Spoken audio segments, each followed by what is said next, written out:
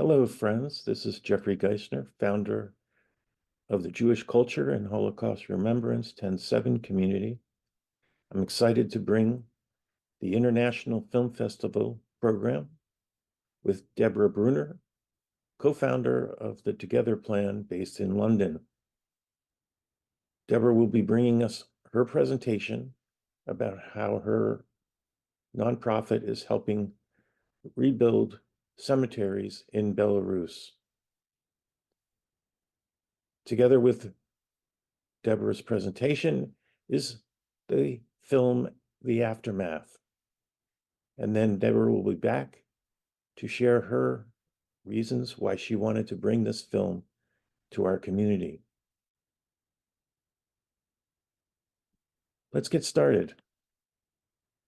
This is the stillness of the voices that were taken away from us. People who lived here and there and 2 streets away, Motri-Gebirtig. Voices that were taken from us. We are the voices that are left. We must be their voice, carrying their song. And so we will do the hymn of the survivors, of those who fought and those who survived. Never say that you've walked the final way, though leaden skies obscure the light of day. The hour we longed for will certainly appear, and our steps will proclaim we are still here. Sag nicht keinmal, als du gehst dem letzten Weg. Gott Himmeln bleide, verstellt neue Tag. Kommen wird noch unser ausgebänkte Show. Es wird abbeugt von unser Trott, wir seinen da. Kommen wird noch unser ausgebänkte Show. Es wird abbeugt von unser Trott, wir seinen da. Vom grünen Palmenland bis weißen Land von Schnee. Wir kommen heut mit unserem Pein, mit unser Weh. Und jeder spritzt, was ist gefallen, unser Blut. Sprotzen wird dort unser Gwure, unser Mut. Von jedem spritzt, was ist gefallen, von unser Blut. Sprotzen wird dort unser Gwure, unser Mut. Das Lied geschrieben ist nicht Blut und nicht mit Blei. Es ist nicht kein Liedl von a Vogel oder frei. Das hat a Volk zwischen fallendig gewinnt. Das Lied gesungen mit Naganes in die Hände. Das hat a Volk zwischen fallendig gewinnt. Das Lied gesungen mit Naganes in die Hände. Da sag nicht keinmal, als du gehst dem letzten Weg.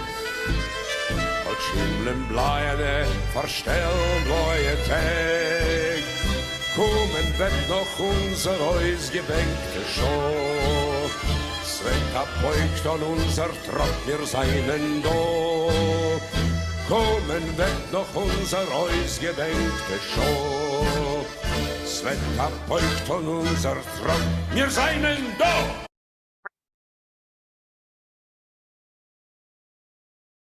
So hello, my name is Debra Brunner. I am the co-founder of the Together Plan, as it says here, and I'm going to be giving a talk entitled Restoring Legacy, Reclaiming the Brest-Litovsk Jewish Cemetery.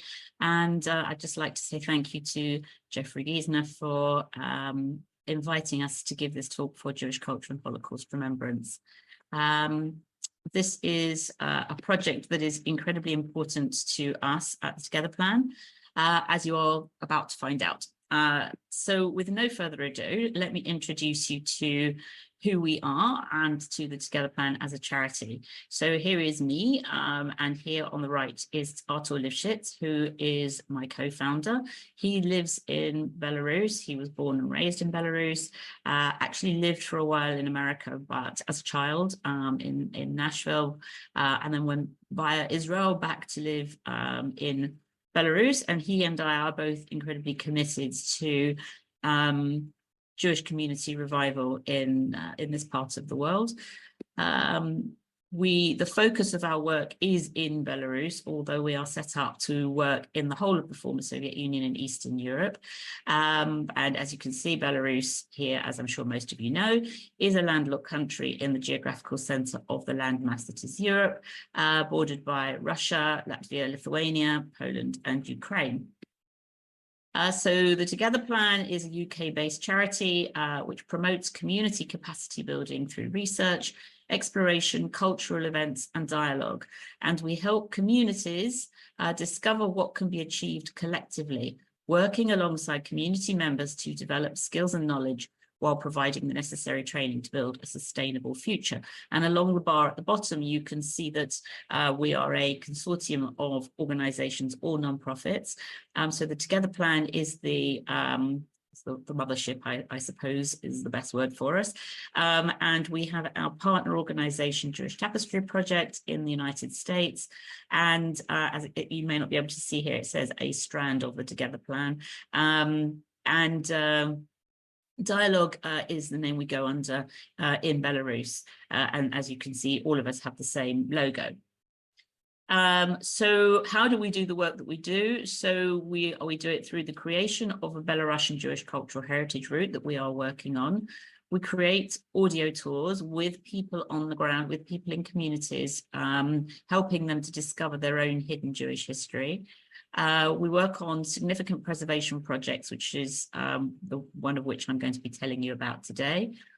We do archival research. We help people find their ancestral records in the Belarus archives. We publish untold stories. We have several books that we have translated and published. We are educating about the hidden Jewish story or history of Belarus. We have a program called Making History Together, and we have a traveling exhibition in the UK at the moment, which is about to be produced in a Russian version in Belarus. And we are sending aid and resources to communities in Belarus. We are making significant strides in preserving and sharing the rich history of the Belarusian Jewish community. And in so doing, we are not only honoring the past, but also laying the foundation for a more connected and resilient future. And at the bottom, you will see that we are a member of an organization called the AEPJ, the European Association for the Preservation and Promotion of Jewish Heritage and Culture. And they are the leading organization working with nonprofits, heritage practitioners, historians, museums across the landmass of Europe who all together are working to build the European root of Jewish heritage, which is one of the European roots of, one of the cultural roots of the Council of Europe. You can Google the cultural roots of the Council of Europe. And the Council of Europe, it was created after the Second World War in 1949 on the foundations of human rights, democracy, and the rule of law. And in 1987, they started the Cultural Roots program. So it's absolutely fascinating, and I highly recommend you look it up. So let's talk about Brest. This project that I'm about to tell you about is in the south of what is today Belarus, used to be Poland. And I'm going to just give you a sense of a feel of what the pre-war Brest Jewish community was like. So here you can see the gymnasium in Brest on the left. It's a school in pre-war Brest. And here on the right is a photograph of the Beitar parade on Lag BaOmer in Brest in 1930. Here you can see the Tarbat sign, the Tarbat school here with written in Hebrew and in it's in Polish, but it's written in English language letters. And so you can see it's not yet part of the Cyrillic speaking world. Here there's a geography class at a youth club in Brest. Members of the Polet Zion and Chachalut in Brest, 1924, the Zionist groups.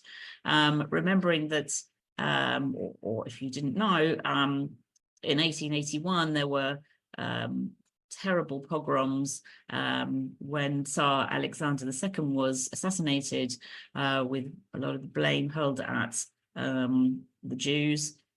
which gave rise to the first wave of terrible pogroms, and there were more pogroms in 1903 to 1906, and then again in the 1920s after the Russian Revolution and the First World War. And of course, there was a huge buildup of a movement of Zionists, people who wanted to leave and go back to the homeland of the Jewish people.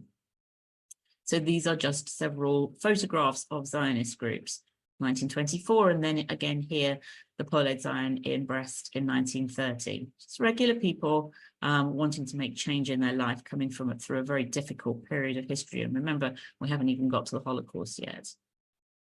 Here we have a very fantastic picture of Menachem Begin with Ze'ev Jabotinsky. Jabotinsky started the Beitar Zionist group, which was a revisionist Zionist group, meaning that these Jews were willing to take up arms and fight for their right to return to Palestine.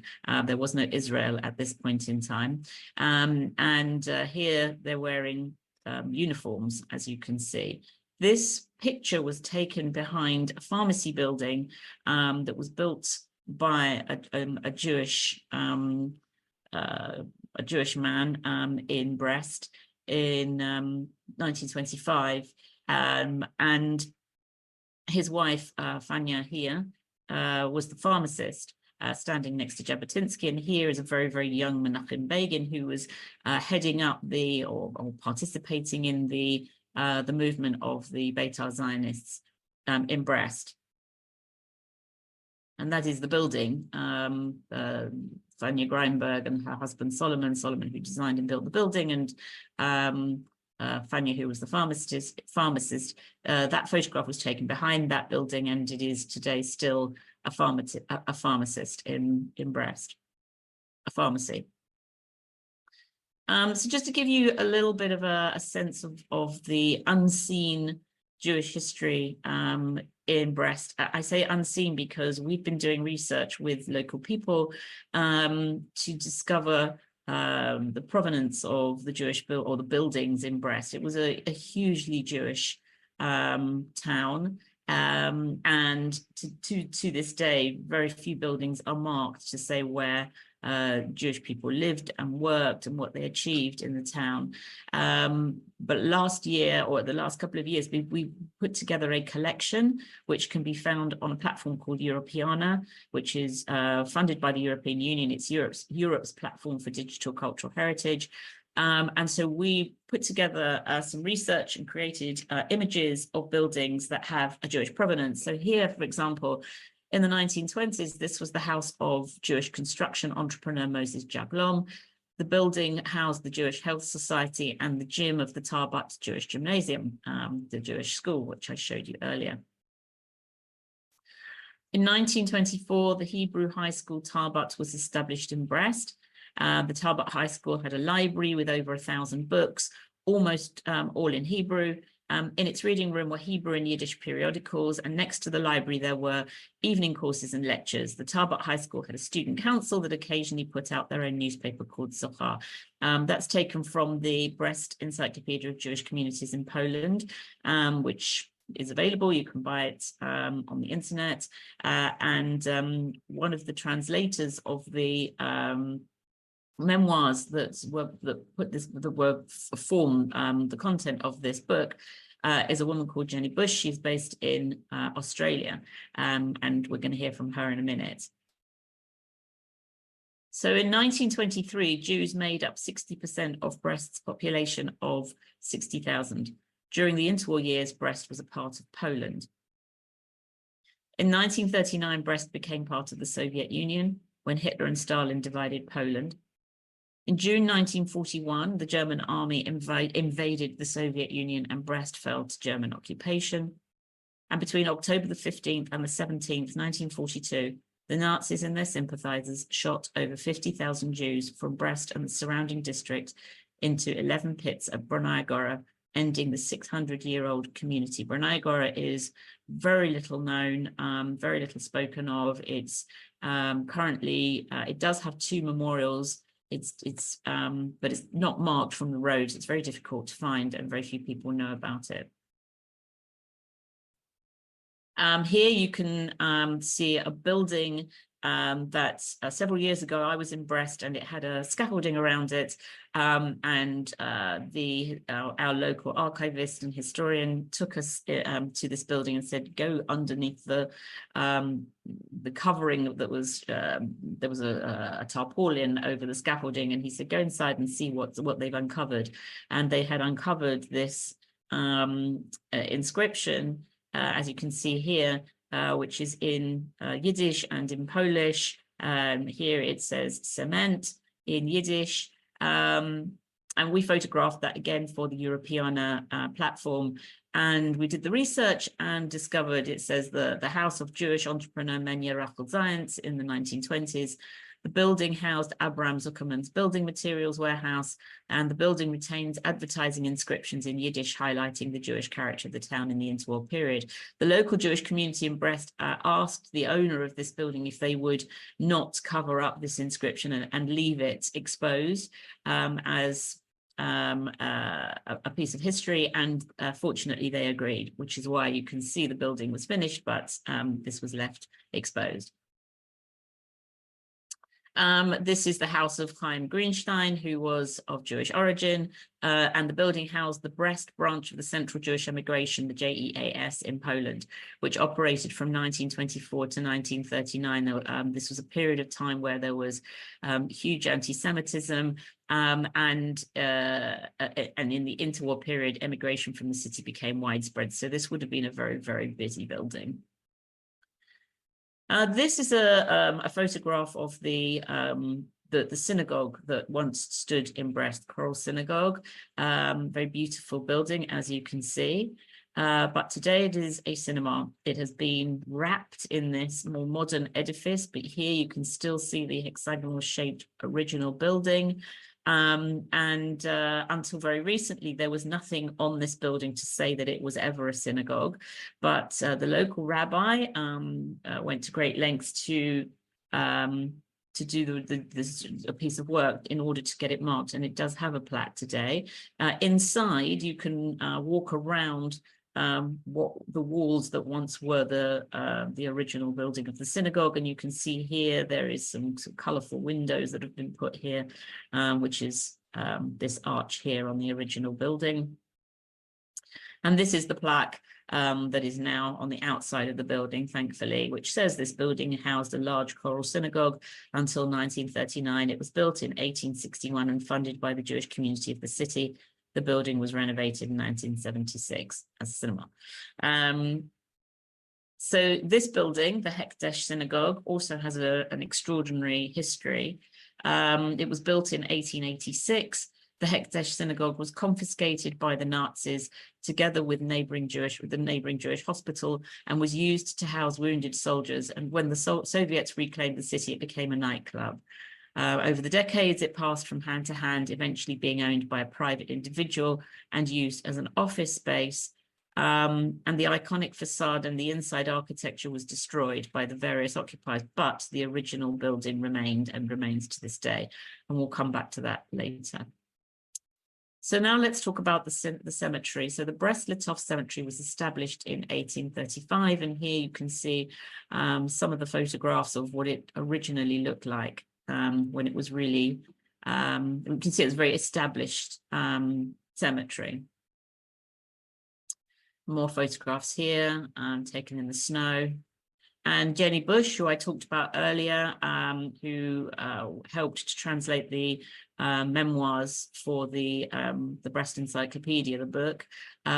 She told us that her grandfather's brother, Avraham Lezor Shalitsky, is buried in the cemetery. He died in 1935, and she said that her grandmother was a Gewürzmann, and there are lots of Gewürzmanns buried in that cemetery. There are still people buried in the cemetery, but as you will see in a moment, there is very little to say that it was ever a cemetery. So here's another colorized version of a photograph taken of the Brest-Litovsk cemetery, and this is what it looks like today. There is no marker to say that it was a cemetery. One part of it has been hardcored as a car park. It is a running track, it's a sports stadium. There are seats over here this white over here in the middle of the picture. Yes, there are still people buried there. So another photograph that I took in 2016 of somebody walking on the running track of the cemetery. So it's a pretty bleak picture. So how did the cemetery disappear? So let's go back to the Second World War, 1939.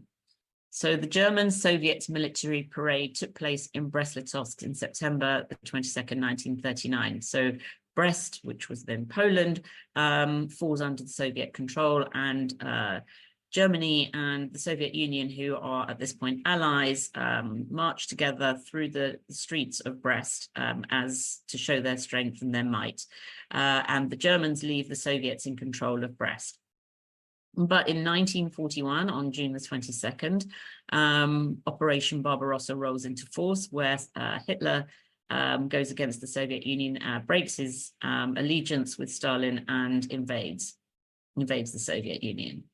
So here you can see the Wehrmacht German army advancing into Belarus, into the Soviet Union, near Pruzhany in the Brest region, and this is June 1941. So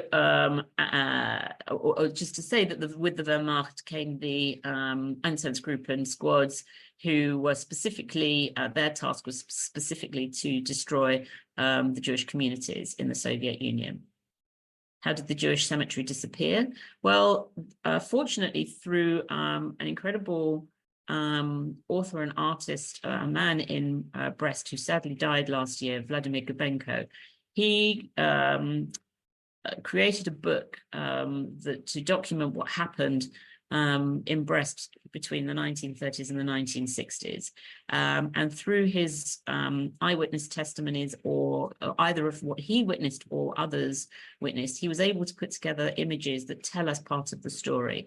So here he shows us that Cossacks were serving the Germans. They were robbing Jewish graves at the outset of the war. Here you can see they're opening a grave, and you can see some two characters sitting here. So this is the start. So then Germans started clearing the cemetery to install sound detectors. This is again another one of Vladimir Gubenko's illustrations, and here you can see they've now cleared away some of the gravestones, and here are their sound detectors. Now, I wanted to share with you this image. This is this is what was called the Felix Warburg colony. The photograph is by Elias Grossman, 1923. And this is from the Jewish Joint Distribution Committee archives. As you can see on here, it says Kolonia Felixa Warburga in Polish. So this was, remember, this was still Poland. After the First World War, the Jewish community in Brest were in a terrible, terrible state. Many Jews fought in the First World War and were killed. There were a lot of Jewish orphans. Much of Brest was destroyed.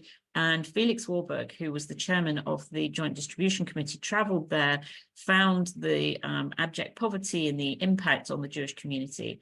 And money was put into building this new suburb of houses to reinstate the Jewish community. And within this suburb, there was an orphanage, so that the orphans were then rehomed. But when the Second World War began, and in 1941, when the Germans invaded, they killed the Jewish community, the Jews were murdered, and they turned this new area, this colony of houses, into a prisoner of war camp, where they interned the Soviet soldiers who were not treated as they should have been as prisoners of war, but they were starved. Now, when the Soviet army pushed back and reclaimed this area, they then turned this area into a German prisoner of war camp, by which point there was such terrible hygiene conditions around the camp that they needed to do something. So the Soviet commanders ordered the German prisoners of war to remove the remains of the headstones from the Jewish cemetery, to use them, to repurpose them and lay them as paving around the prisoner of war camp, which Vladimir Gubenko has illustrated here. Now, as you can see, that's another picture of the colony as it once was when it was first built. This is Vladimir's picture. And this is a photograph that I took in 2014 when I was in Brest of what was left of the Felix Warburg colony. The houses had fallen into terrible condition and they were due for demolition. So we really caught them in the last phase of their existence. And all around here on the site where they were doing the demolition work, many gravestones were actually found. So this came to be true. And here's one of my photographs of some of the remnants of the gravestones that were being unearthed during the demolition process, and another. So we organized to have those collected and added to where others had already been collected. Now, this document is a very important document. According to the City Register of Brest, which was formerly known as Brisk, to the Jewish community, as of October the 15th, which is up here, in 1942, there were 16,934 Jews still alive in the city. But the next day, that figure was scratched out, as you can see here. This is October the 16th. And that is the day that the Jews were removed from the ghettos and taken to Brunner and shot. So this was really the end of the Jewish community in Brest, formerly Brisk. So what happened to the Matzevot? And when did the Together Plan become involved? So this is the first photograph that I ever received from Artur. He was in Brest and he was shown this collection of gravestones just lying under the arches of an area called the Brest Fortress. It's an area that the local municipality had given to the Jewish community to store gravestones that were being found all over the region. So it was very hard to make sense of this photograph of what I was seeing. And Artur said, well, I'll explain more. And I traveled there the following year. And these are my photographs that I took the following year. So this is the Brest Fortress, the entrance to the Brest Fortress Heritage Complex in Brest. And it's a very large area, and there is an area where there is there are some open arches, as you can see, and they've given this sort of open air but undercover area to store these gravestones. So you can see some of them are all sort of piled up here and here, but a lot of them were just dumped. This is the here, where if you can see where my cursor is, those that had been stacked up, but this is where there were many. This is the original gravestone that I received the photograph of the year before. But just lots of pieces, very broken pieces, all strewn with rubbish and trash. And it was a terrible, terrible sight. And I said to Artur, this is unacceptable. Something has to be done about this. As you can see, more of my photographs here of them just literally piles and piles of pieces. It was terrible. And it was an enormous amount of gravestones or pieces of gravestones. So while I was there in 2014, we got a call to a construction site where the earth was being, foundations were being dug, earth was being dug up. This was very close to where the Felix Warburg colony had once stood, and they said that they were digging up what they believed were to be Jewish gravestones. So we went over there, and these are my photographs. This is my photograph of a huge pile of earth that was where they were unearthing Jewish gravestones. So we arranged to collect these and have them removed and taken to where the others were being stored under the arches of the Brest Fortress. But we also realized that there was a piece of work to be done to sort out the collection that was there. So we raised some money to have a fence installed there. The local municipality allowed us to put this fence in place. And then we were able to really make some sense of what exactly there was there. So as you can see, there's a little bit more of a sense of order. The rubbish has been removed.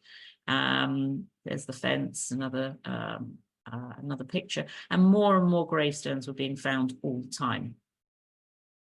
There's another viewpoint. We put in a little a little bit of a walkway through it, just to sort of, here we were still working on pieces, but we were beginning to get a real sense of what we had here.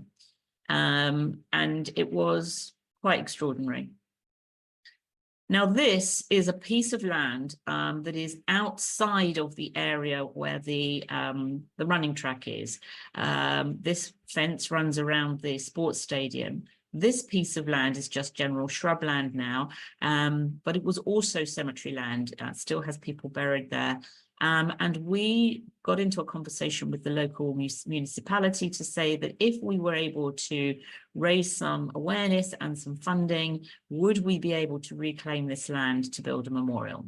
And the municipality were very supportive of this, and were willing to continue having a conversation with us about this. They were willing to entertain the idea.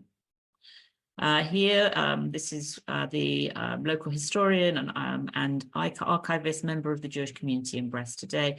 And as you can see, there are still the odd gravestones lying in the ground in this part of the territory.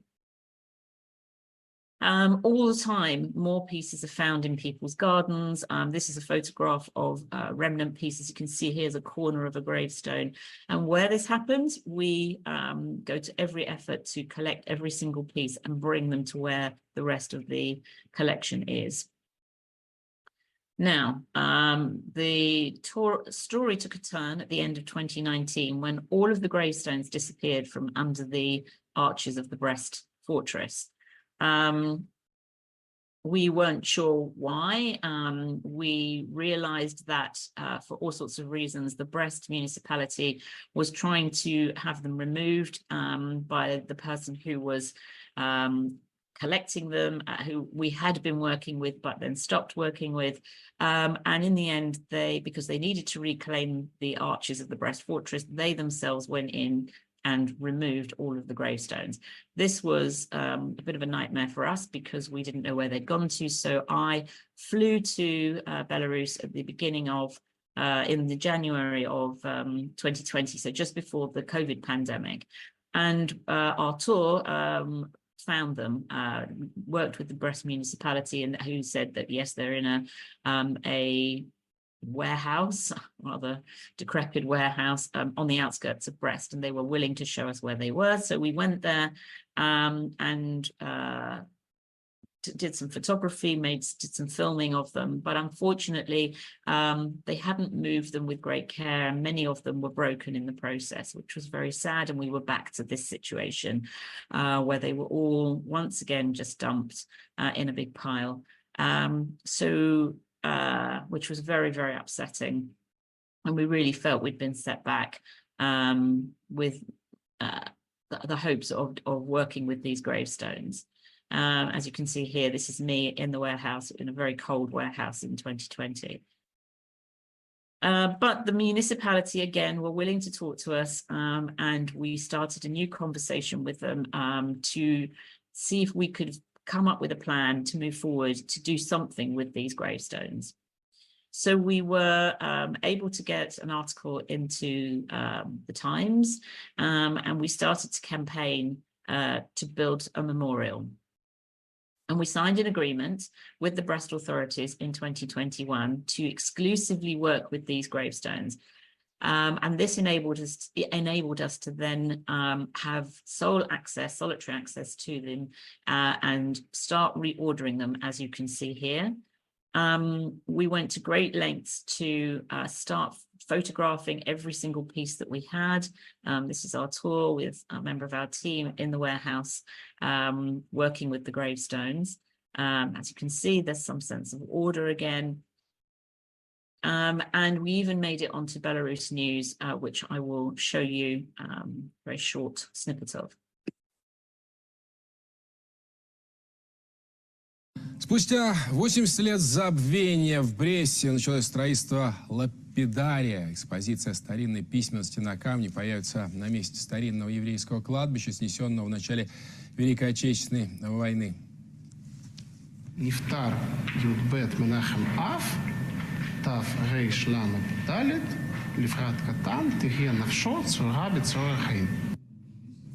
Специалисты изучают, документируют и фотографируют надгробия, около 1000 мацев, предположительно с одного некрополя. В начале войны, когда Брест был оккупирован, фашисты расправлялись не только с евреями, но и с их памятью.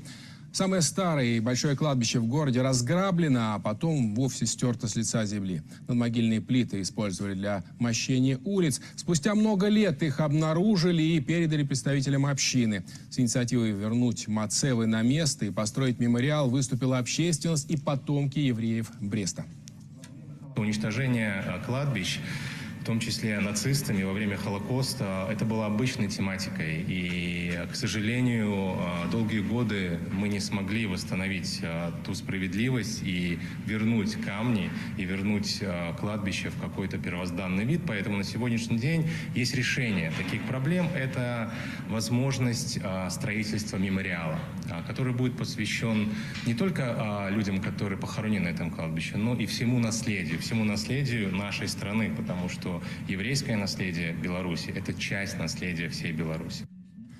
Это будет первый лапидарий в стране. Проект в 3 этапа. После изучения надписи займутся дизайном будущего комплекса. Концепцию согласуют с еврейской общиной и городскими властями. Чтобы завершить работы, специалистам понадобится около 3 лет. So we were very proud that we were able to get that onto Belarusian national television. And then we created an online catalogue that was done between 2021 and 2022 with the support of a descendant from Brest. And that, as you can see here, this is the team working to photograph every single piece that was then read and translated. And currently that catalogue is available to be found on the Foundation for Documentation of Jewish Cemeteries in Poland. It once was in Poland, and currently that's where they are. Our catalogue is being hosted. I'm very excited to say that we have already heard from somebody in America who has said that thanks to the efforts of our work, he has discovered the gravestone of his great-great-grandmother, which was very exciting for us, and we're very proud of that. And he said it's the only tangible connection that he has to her, which is pretty amazing. So the site and the design of a memorial that we now are working on. So the actual, here you can see an aerial shot of the running track. This is the bleachers, the seats. And right down here is the area that is outside of the fence that I showed you earlier, which is where we are going to be hopefully building a memorial. This is an aerial shot from Google. So again, here outlined in red is the area where the memorial will go. This is the running track. But as I said earlier, this was the whole area was the cemetery and is technically still cemetery land.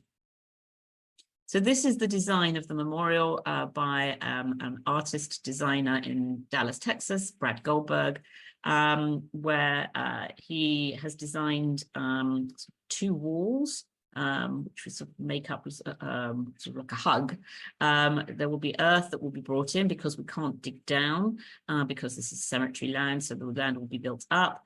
And then the remnant pieces that we have in our care will be installed here on the mound, all in different angles. They won't all be facing one direction. Which people can walk through, people can walk across the mound in amongst the gravestones. And all of the pieces that are too small, the very small remnant pieces will go onto this, the upper face of the wall, where people can run their hands along. So it's a sort of an aerial shot of what it hopefully will look like. And with, as you can see here, there are little seats also within the walls so people can sit and have some quiet introspective time. So how does this memorial play a pivotal role in Jewish history? Well, it will put the cemetery back on the map. It will give the functioning community a place to commemorate those who have gone before them, the community in Brest today. It will give Jews from Brest living in the diaspora a place to visit in memory of their ancestors. It will empower the local community, and that's Jews and non-Jews in Brest, giving them connection to and pride and ownership of a piece of their history that needs to be reclaimed and preserved. And it's worth saying here that it was non-Jewish people around Brest who started returning those gravestones as they were finding them, and had been over many, many years. And I think it's important to acknowledge that here. It will play a major part on the heritage route that we are building to tell the story of the Jews from Brest. It restores history and memory. And moreover, it plays a vital role in Holocaust education and helps to understand the hidden history of the suffering of the Russian, Soviet, East European Jews. Really, really important. How will this support the functioning Jewish community in Brest today? Well, if you remember, I talked about the Hekdesh synagogue that was lost, became a nightclub, became an office, but the building lost its features. Well, I'm very pleased to say that today has been restored to the Jewish community and is the functioning synagogue of the Jewish community in Brest today, which is fantastic. And here you can see them. So the Brest Cemetery Memorial will give that community a place to commemorate those who went before them. It will be restorative, it will put them on the map, and it will connect them to the wider world. And here you can see us making a short film in 2020 when I was there to visit those gravestones that had been relocated to the warehouse. So the road so far and the road ahead, well, we have many, many press articles, which can be found on our website. We've been working on this for really since 2014. So there's a lot that we've covered, a lot of ground. Plus, there are also many articles that I've written about the developments of the project. So we signed the exclusive agreement to design and build a memorial in 2021. Our deadline of that agreement is this year, so it's all to play for now. We've sorted the headstones in 2021. That was completed. We photographed them in 2021. We did all the translations and created the catalogue in 2022. The design of the memorial was commissioned and completed in 2023. It was approved by the Brest authorities in 2023. The building application was submitted by the end of last year. Almost 50% of the funds have been raised so far. We have a crowdfunding campaign that will run on May the 19th to May the 20th. So we are really in our final phase now, with construction hopefully planned for the summer of this year. If our crowdfunding campaign, it will be successful. So hopefully many of you watching this might want to play a part in that. So what can you do to help? Well, as I said, you can be part of the crowdfunding campaign. You can join the crowd, you can donate, you can share the link when it goes live with friends and family, and even put it on social media. You can subscribe to receive the campaign updates as we move forward. And I invite you to come on the journey, because I do believe we can do this together. Just to say, in conclusion, building a heritage trail where we'll be able to signpost Jewish tangible and intangible heritage and significant memorials such as this one in Brest will enable Jews and non-Jews in Belarus to engage in dialogue around Belarusian Jewish history, and it will enable Belarus to tell its own story. And we are great believers in that.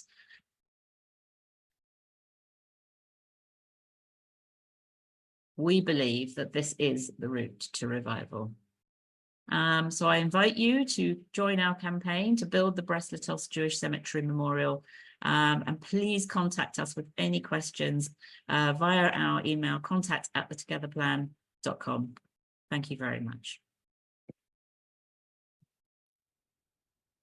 Wow, thank you, Deborah, for a tremendously enlightening presentation. And I hope everyone will take a look at your information about the Together Plan. Next on our agenda is to watch the aftermath. And after the movie, Deborah will be back to sort of integrate her thoughts into why she chose this movie for our international film presentation. I hope you enjoy the movie. We'll see you after.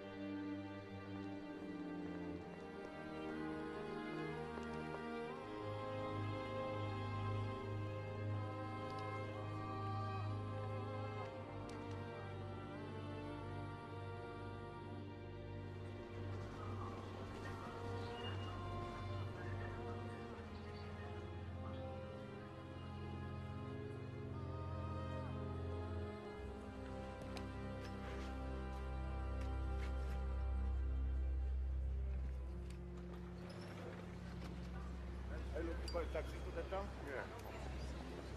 Ale w taxi tam? Taxi tutaj tam, tak? Na centralny? Proszę bardzo. Pan tym 11.50 z Chicago? Słucham? Pan tym 11.50 z Chicago? Tak. Długo pan tam był? 20 lat. Prawie. Gdzie zarobić? No to różnie mówią, jedni tak, inni inaczej. A ja codziennie pytam tych pasażerów tego 11.50, jak im tam poszło. No i jak to wychodzi procentowo? 50/50. Ale większość jest zadowolona. A pan z tych niezadowolonych? Polakowi to oni tam nie dadzą zarobić. Może pan być pewien. Długo do dworca? 7 minut. A o której ma pan pociąg? 14:05. To dokąd pan jedzie? Dobra, to.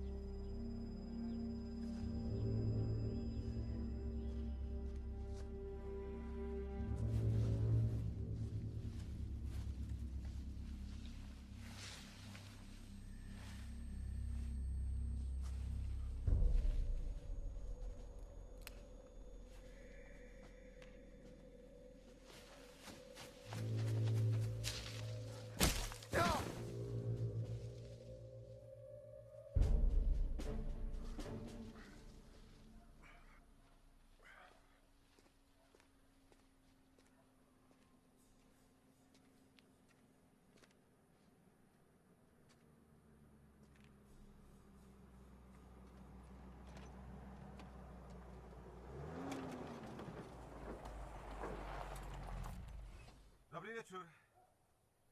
Zgubił się pan? Nie, tylko postawiłem gdzieś tu torbę i zniknęła. Po drodze nie widziałem, ale też nie przyglądałem się specjalnie. Jak to zniknęła? No postawiłem, wszedłem do lasu, a wtedy zniknęła. Dziwne. A pan dokąd tak po nocy? Do Józefa Kaliny, bratem jestem. Do Kaliny? To pan jest ten brat z Ameryki. Tak, to ja. Sierżant Nowak. Franciszek Kalina. Nie było mnie, jak pan wyjeżdżał. Ale bojowo słyszałem. Pan siada, podwiozę pana.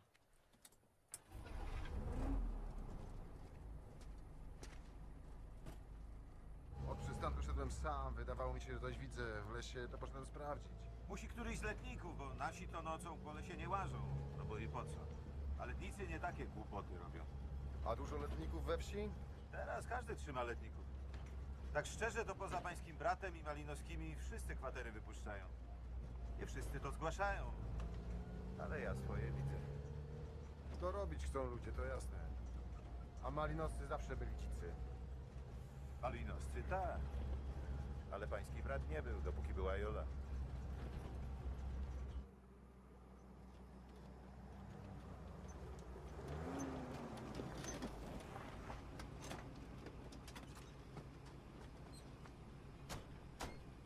Pan zajdzie rano na komisariat, to spiszemy protokół o kradzieży.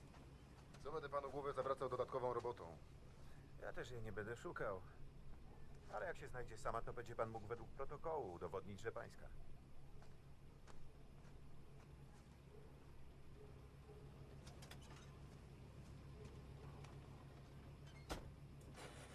Czego tam? Po co ci ta siekiera, Józiu? Poręczniejsza z bliska od kosy.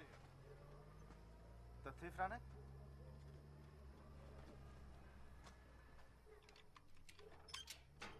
Wchodź. Bracie. Jak tam, Jola i dzieciaki? W porządku, zamieszkali u mnie. Charlene pomaga przy dzieciach. Chodź. Nie będziemy stać na podwórku. Gdzie masz bagaż? Zgubiłem, albo mi ukradli. Jak? Na dworcu ci ukradli? W lesie. Dowódnik! Udział!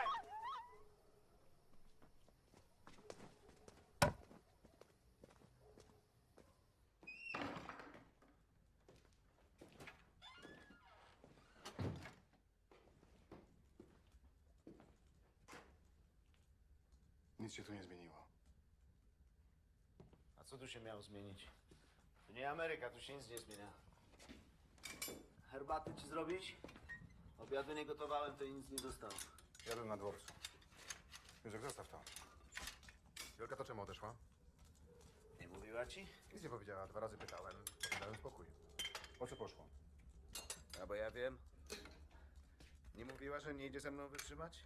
A idzie? Ja ze sobą wytrzymuję. Po co żeś przyjechał? Czemu Jola nie wyprowadziła się do matki, tylko od razu do Ameryki? Napijesz się? A ty? Ja nie piję. A zanim Jolka wyjechała z dziećmi, to piłeś? Pościelić ci? U dzieci. Sam sobie pościelę. Józek, zrobiłeś coś Jolce albo dzieciakom? Przysięgnij się. A jak myślisz, bracie? Wiem, że musiało być coś, że Jolka się zdecydowała z dziećmi do Ameryki. Tak, a jak ty wyjechałeś, to co to było? Ja szczeniakiem byłem, ojciec na rencie, a matkę żeś samą na 8 hektarach zostawił, to co to wtedy było? Franek. To stare sprawy. Rano ci pokażę, jak stare. Co to? Wiem tyle, co i ty. Łobuzerka. Najechało się letników. Letników.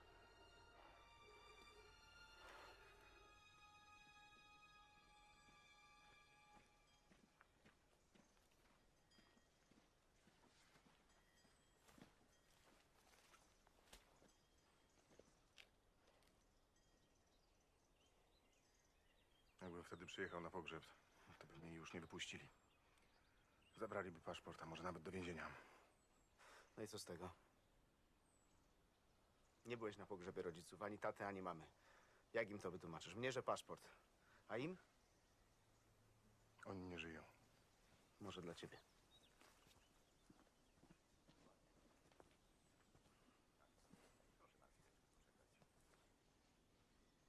Józek, zatrzymaj się.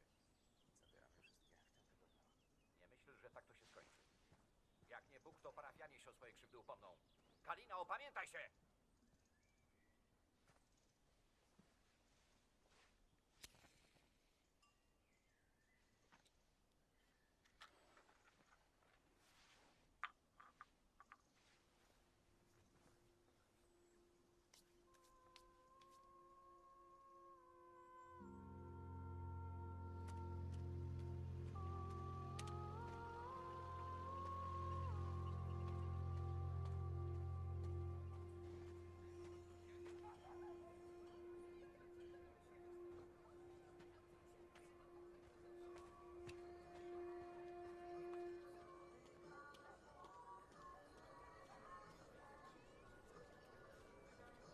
Można?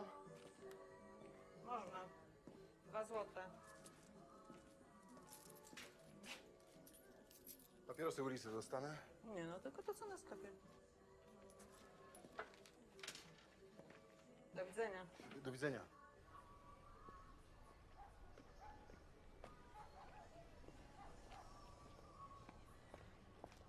Do Kaliny przyjechał?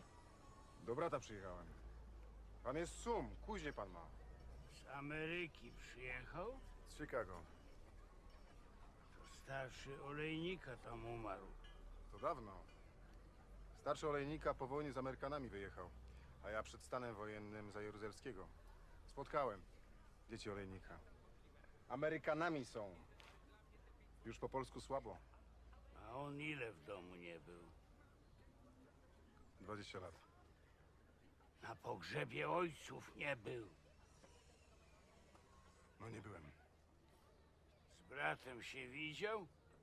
Dopiero co na grobach byliśmy. Nie szedł tędy? Może by brata do Ameryki zabrał. Józka? Ale on do Ameryki to nie bardzo.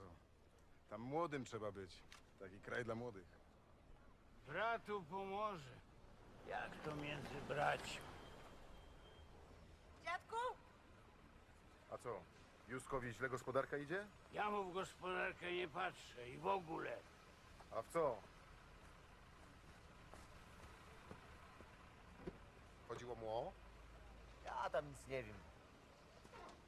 Ale dziadek dobrze radzi. Po co brat ma się marnować? Zresztą kobieta z dzieciokami już wyjechała, dobrze mówię? Na wakacje wyjechała. On mi swoje, ja swoje. Pani Kalina! Pan no zajdzie do mnie na chwilę.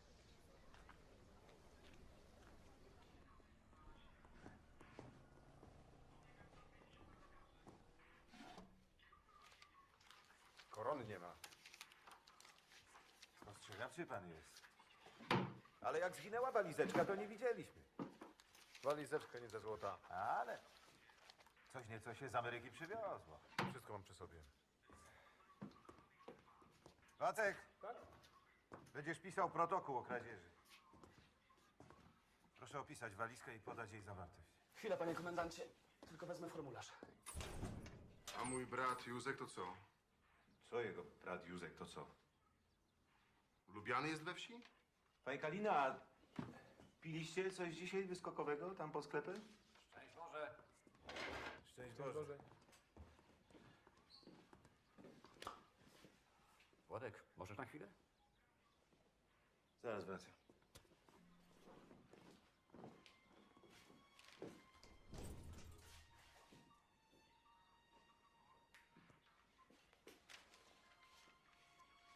Co to jest?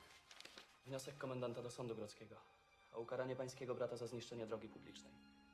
Wieś go chciała zlinczować. Gdyby nie Nowak, to znaczy komendant, to nie wiem, co by było. Jakiej drogi? Na tej do Starej Garbarki.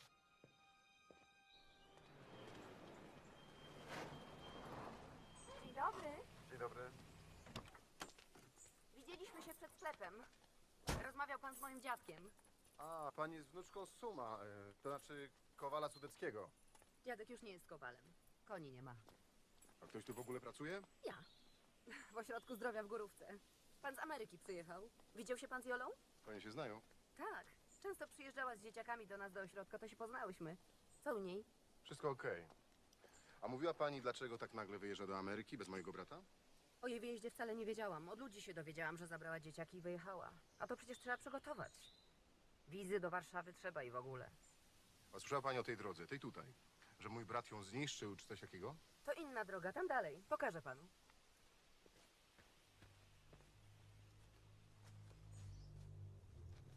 To parę metrów stąd. Jak to zniszczył? Wypadek miał? Uderzył w coś? Ludzie mówią, że na wierzchnię zerwał i ukradł, to znaczy wywiózł gdzieś, a ja dokładnie nie wiem. Musi pan brata spytać albo komendanta. Jak to na wierzchnię wywiózł? Z czego ona była? Ze złota? To tu.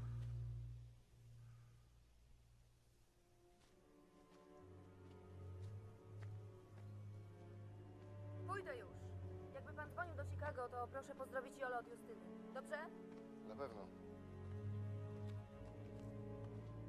Dziękuję pani.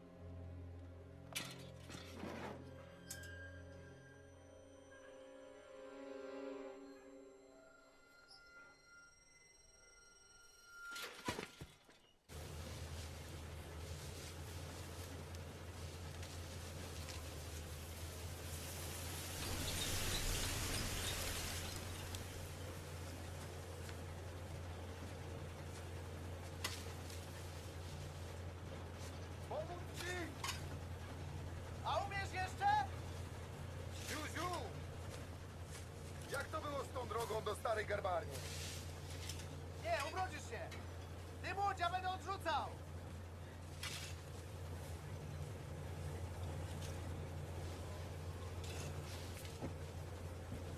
Muszę pojechać po południu do Górówki.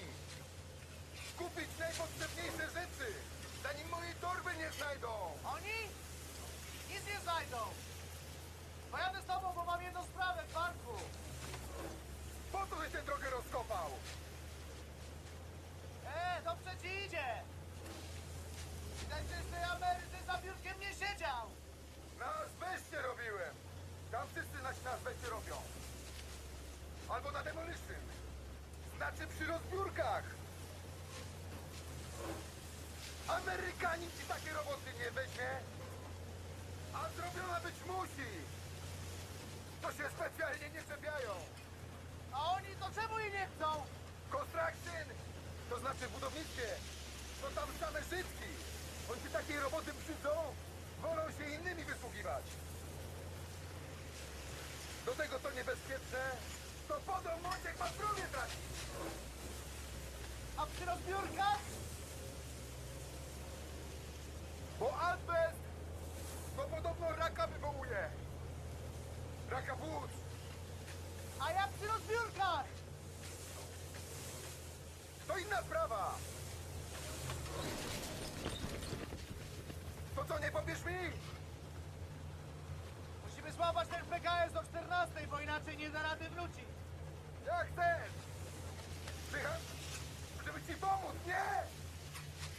Miałeś pomóc, to trzeba było nie wyjeżdżać. Co ty myślisz, że rodzice przeze mnie umarli?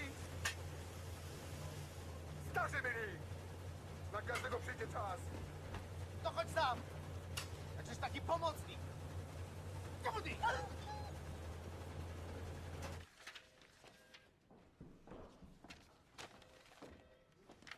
Niestety, panie Kalina, ale nie możemy panu udzielić kredytu. Bardzo mi przykro.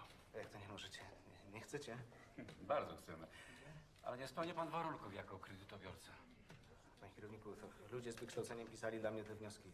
Chcę pożyczyć 50 000 pod zastaw gospodarstwa wartego 650, gdzie tu jest problem. Widzi pan, to nie jest takie proste. Aby otrzymać kredyt hipoteczny, musi pan dysponować bezsprzecznym tytułem własności. A tak w pana przypadku nie jest. O to chodzi.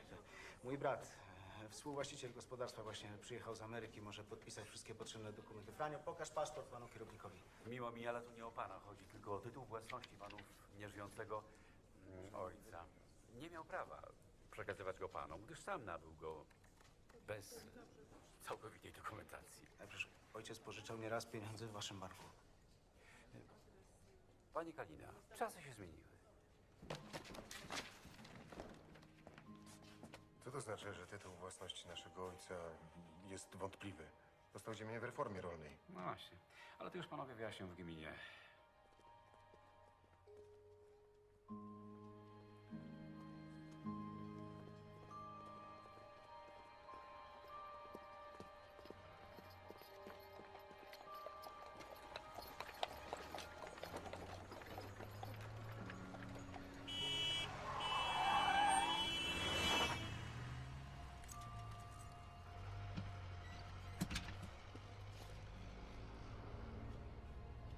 Dopiero poniedziałek 8:30. No co poradzisz? Nic nie poradzisz. Trzeba poczekać do poniedziałku.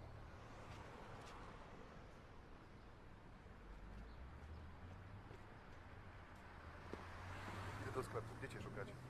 W Karinie biwa się napije.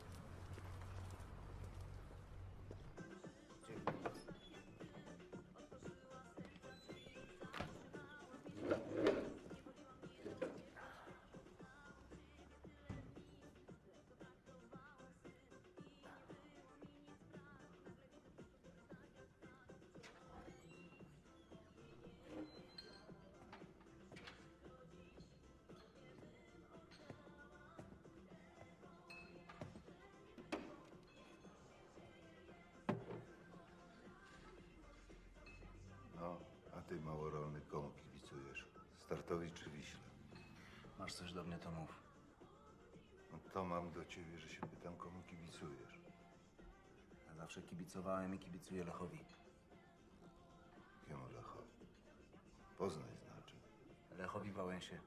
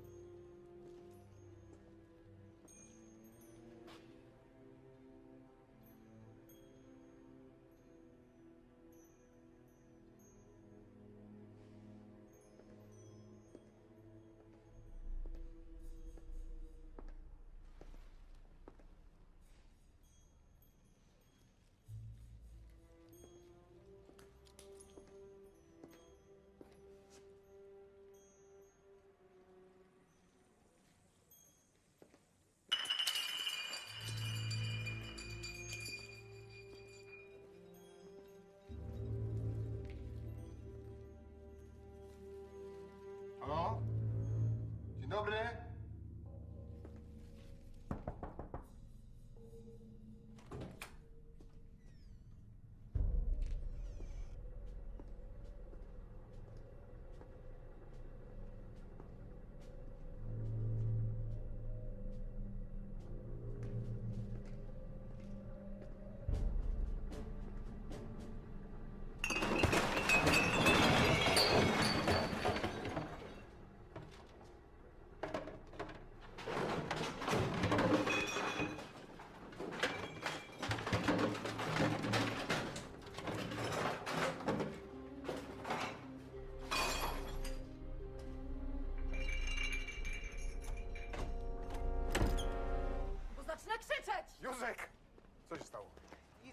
To tylko krew z nosa zaraz przejdzie, nic mi nie będzie. Tak to po ramionach poszło. Chusteczkę masz? No to się nie zdarza, no nie wiem, co ich napadło. Wie pani, kto to był? No pewnie, że tak. Oni w tartaku robią, ale no nigdy, żadnych awantur, no. To pański kolega musiał im coś nagadać. To niemożliwe. Mój kolega nigdy nic nie mówi. Nikomu.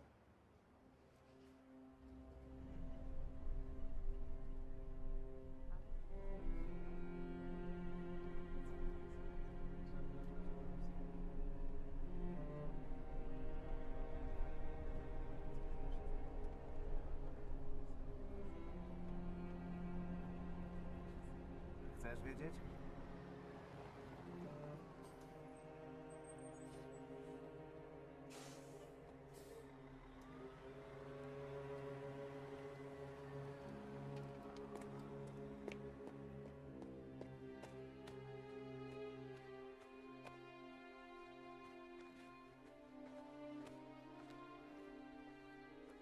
To na matczyne pole wyjdziemy. Na matczynę. Tam dobra ziemia. Pszenicę obsiałeś? Niecałe.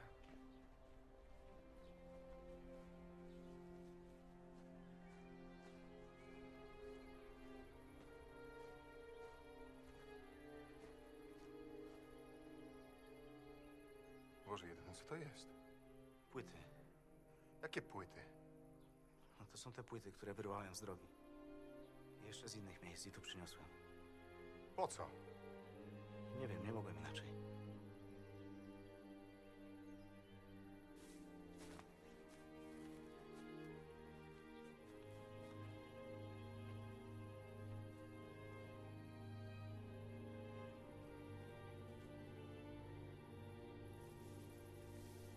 Ile tego jest? 328.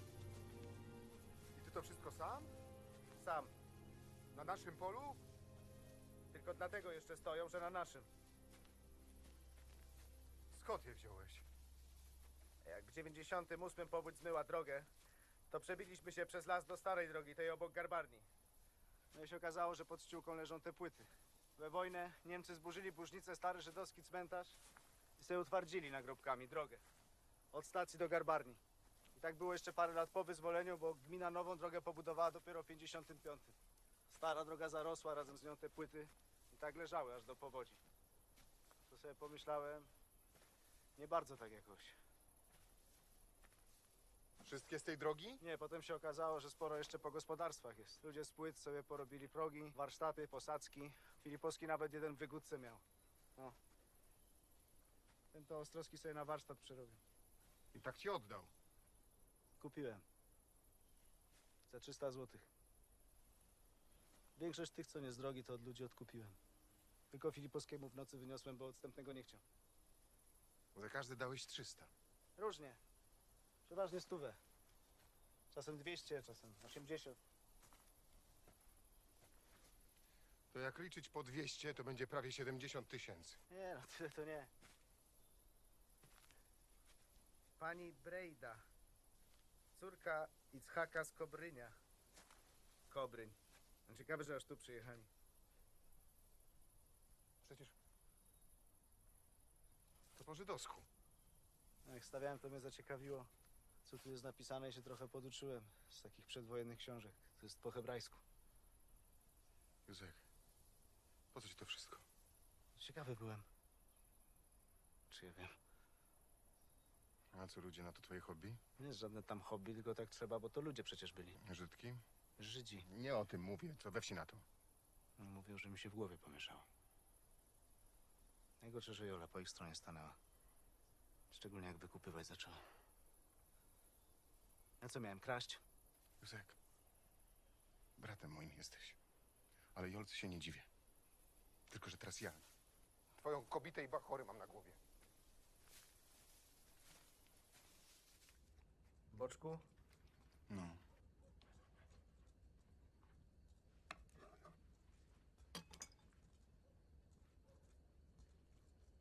Co ci naszło? A bo ja wiem. Tyle rzeczy jest nie w porządku na tym świecie, ale jakoś z tym żyjemy, bo inaczej się nie da. Ale ja sobie myślę, że są rzeczy bardziej nie w porządku niż inne. No bo jak widzisz, chłop pijany leży na ulicy, no to Myślisz, pijany idziesz dalej, bo masz swoje sprawy i w ogóle. Ale jak dziecko leży na ulicy, to już nie możesz pójść dalej, rozumiesz mnie? No mów. Niemcy zburzyli im ten cmentarz. Co ja mogę na to poradzić? Nawet nie było mnie wtedy na świecie. Utwardzili sobie nagrobkami drogę, to już jest bardzo nie w porządku. Ale i o tym nic nie wiedziałem.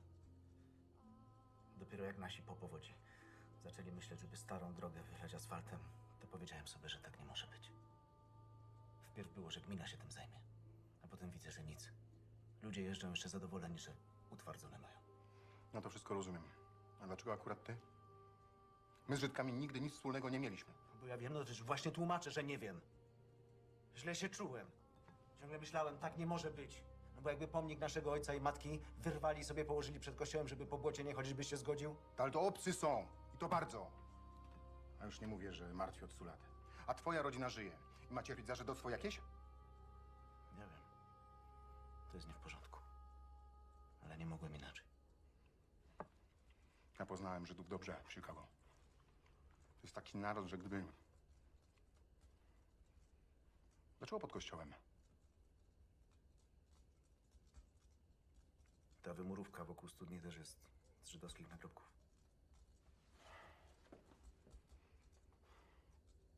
Józek, po prostu tego nie rób. Dlaczego? Proboszcz się zgodził. Nawet prosił mnie, żebym je zabrał, jak się tylko dowiedział. No, tylko ten młody ksiądz coś do mnie ma. A jak się proboszcz godzi, to on mi może. Nie rób tego i już. Ty nie rozumiesz, że to nie jest w porządku. To się źle skończy, zobaczysz. Ci drwale dzisiaj to myślisz, że co? Bez przyczyny dali ci po mordzie? Jakiś klub piłkarski im poszło, pytali, komu kibicuje. A ty im powiedziałeś, że Maccabi Tel Awiw. Pijani byli. Zaczepki szukali, to wszystko.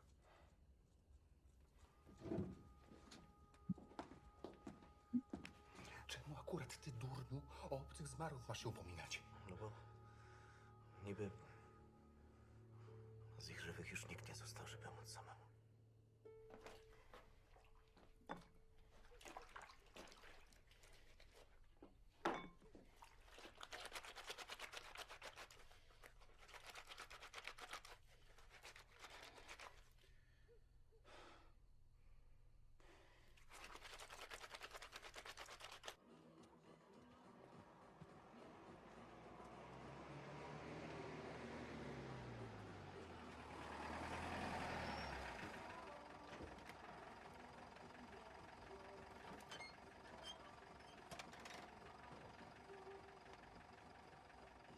Gospodarka Kaliny to będzie gdzie? U nas takiego nie ma. Może w Wojtówce, ale ja tam Wojczaków nie znam. Wojtówka to na łapę. Nie zdążymy.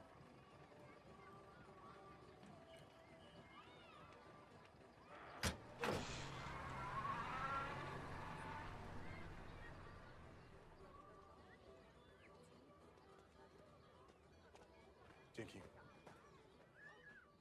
No przecież tutaj, Wiciutni, tutaj jest dużo. Niech będzie pochwalony. Na wieki wieków. Pan Kalina. Z Ameryki. Z Ameryki, proszę ojca. Pomówić chciałem. A to proszę. To na stałe pan wrócił. Nie, tylko tak, na wakacje. Do brata przyjechałem. A, pan tu, a bratowa w Ameryce. Tak żeśmy się wymienili. Ja to jeszcze u ojca pierwszą komunię przyjmowałem. A to będzie ile? 30 lat? To był pierwszy rok ojca u nas. A to będzie 33. Kawał czasu, kawał czasu. Pańskiemu bratu ślub dawałem. Rodzicom namaszczenia, ostatniej posługi udzieliłem. Dzieci jego chrzciłem. Do pierwszej komunii doprowadziłem. Całe życie, całe życie. Franuś. Na pogrzebie rodziców nie byłeś? Nie. No Wiciu, przecież tutaj masz, tutaj pełno jest. Bezmyślność, proszę ojca. A nawet nie. Pomyślałem o tym, ale mi wychodziło, że to może być niewygodne, kosztowne, a oni i tak nie żyją. Tak sobie tłumaczyłem, że gdyby byli na łożu śmierci, to bym bezwarunkowo przyjechał. A tak to, co za różnica. Tak myślałem. A teraz będę z tym żyć. A wiesz, co jest potrzebne do przebaczenia? Sumienie. Przede wszystkim. O moim bracie chciałem porozmawiać. Ludzie krzywo na niego patrzą. A ja myślę, że robi, co mu Bóg każe. Chciałem nawet kazać o tym którejś niedzieli, a pomyślałem, że może sprawa przycichnie. Nie warto nagłaśniać. Nie przycichła.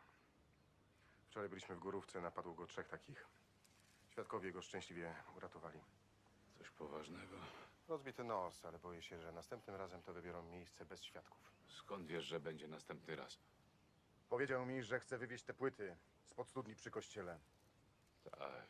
Prosiłem go tylko, żeby wybrał dogodny termin. Na to, proszę ojca, nie będzie dogodnego terminu. Co zamierzasz zrobić? A poza tym, co słychać w domu? Wszystko dobrze? Dziękuję. Tak. Pani Kalina!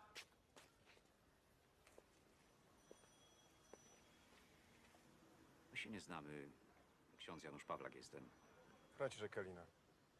Brat Józefa, nie mylę się. W czym mogę pomóc? Był pan u księdza proboszcza. Dobrze, że pan zdążył, bo to ostatnie dni księdza na probostwie. Nie jest chory. Przychodzi na emeryturę. Zawsze mówi się zasłużoną, ale mało kto na nią zasłużył, tak jak ten człowiek. Tak. Musimy zrobić wszystko, żeby to się odbyło w spokoju, a nie skandalu medialnym. Pan wie, o czym mówię. Nie. Kiedy się pan rozejrzy, porozmawia z moimi parafianami, to się pan dowie. Bo teraz to są już moi parafianie. Także ci z Tartaku. Z Bogiem.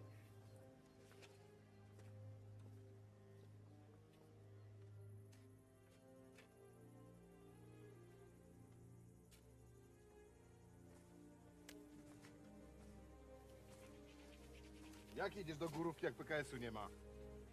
Rowerem, a w zimę to i traktorem. A ty tam po co? Jakiej rzeczy muszę sobie kupić? Kiedy żniwa?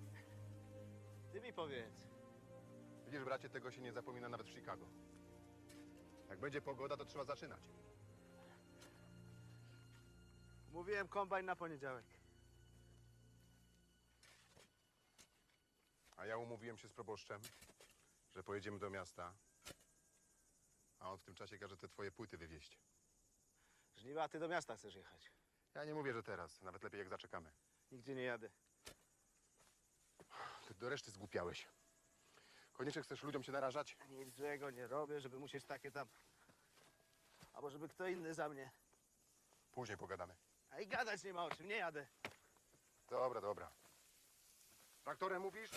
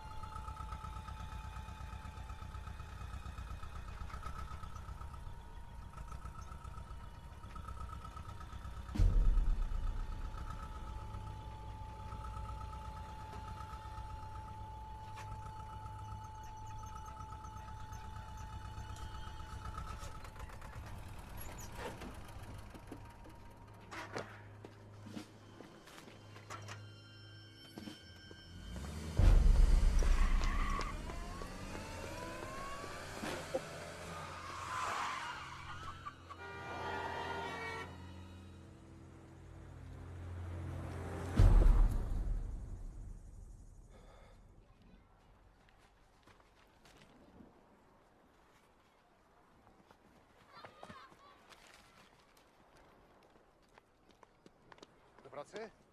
Już jestem w pracy, wyszłam na chwilę. Dzwonił pan do Joli? Jeszcze nie, właściwie czekam, aż z bratem sprawę wyjaśnię. Czemu mi się pan tak wygląda? Bo mam prośbę. Pani w szpitalu pracuje.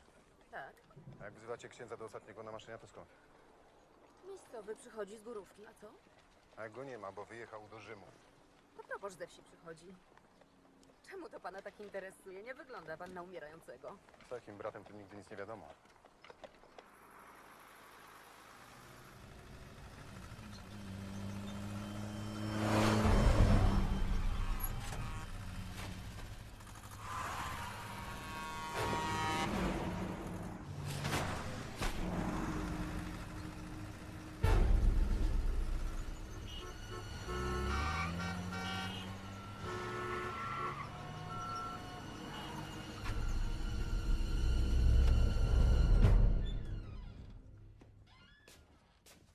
że w niedzielę wszystko pozamykane? Ziemniaków wiesz? Nawet otwarte było. To gdzie masz zakupy? Długo by opowiadać. Kto tu we wsi albo w okolicy ma Forda Granadę niebieskiego z 72? Pytaj mnie, a ja ciebie. Ja się na samochodach nie znam. Stało się coś? Komendant może by wiedział. Nic takiego. O której jutro kombajn przyjeżdża? 4. Trzeba się wcześniej położyć. Ty się połóż. Ja się umówiłem. Z kim? Tutaj wolnych nie ma.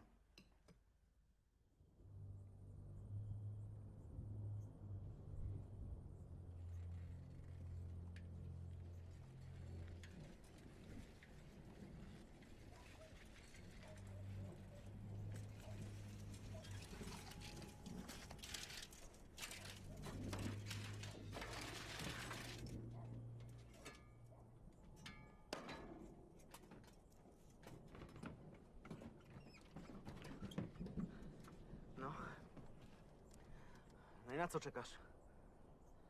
Aż ksiądz wyjedzie. Nie lubię robić przedstawienia na całą wieś, tak jak ty. Tylko co, jak złodziej? Ale po mordzie nie dostanę, a zgodę proboszcza mam. A co możesz czekać do rana? Niby czemu ksiądz po nocy miałby się ruszać? Gdzieś. Może ktoś dzwonił ze szpitala w Górówce, że potrzebne jest ostatnie namaszczenie. Będzie wściekły, jak się okaże, że jechał niepotrzebnie. Nic nie zarobi, a tu jeszcze płyty zniknęły. Obchodzi cię to?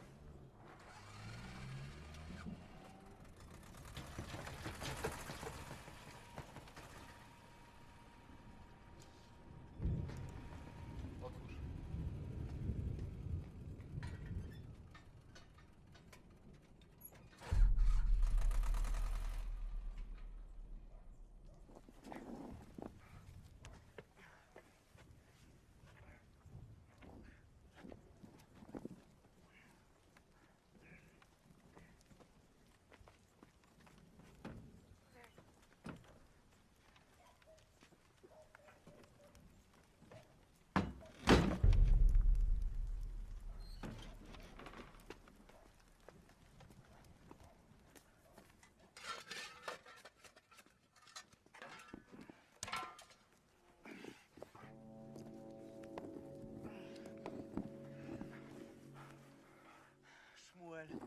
Meir, błogosławionej pamięci syn Abrahama, Nehemiasza, Helmer, uczennik Kantor. Możesz się wziąć do roboty, bo nie mamy całej nocy?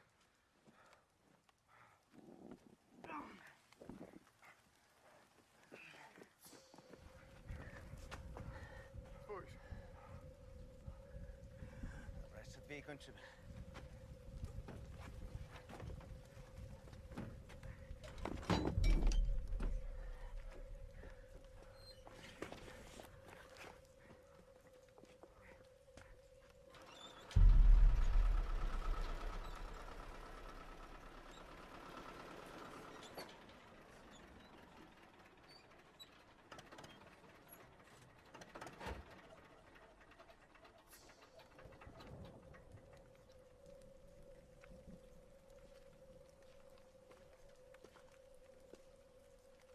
Będzie pochwalony. O co chodzi, moi drodzy? O co chodzi? Chodzi o to, proszę proboszcza, że te 2 Żydki rabują majątek kościelny, a my na to nie pozwolimy. Nikt tu niczego nie rabuje. Osobiście prosiłem ich, żeby wywieźli te płyty, bo będę remont robił tu na plebanii.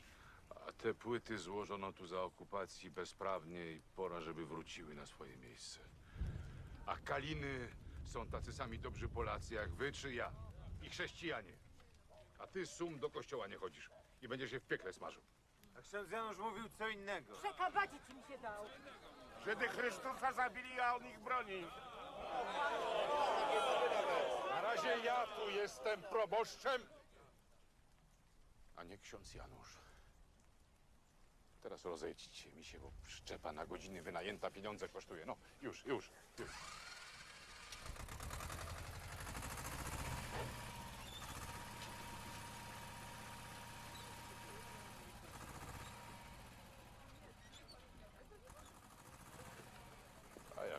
spać nie może, to do kościoła zapraszam na nocne czuwanie. Proszę za mną, proszę.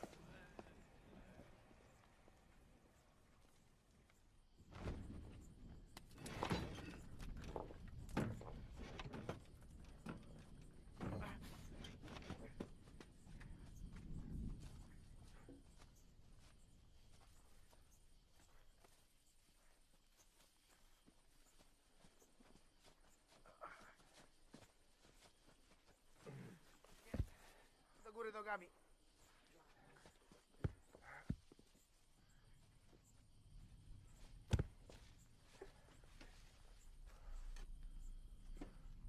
Spójrz, co tu?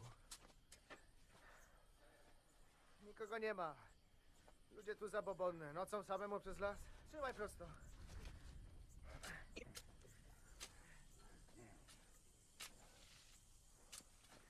Franek! Chodź tu, sam sobie nie dam rady!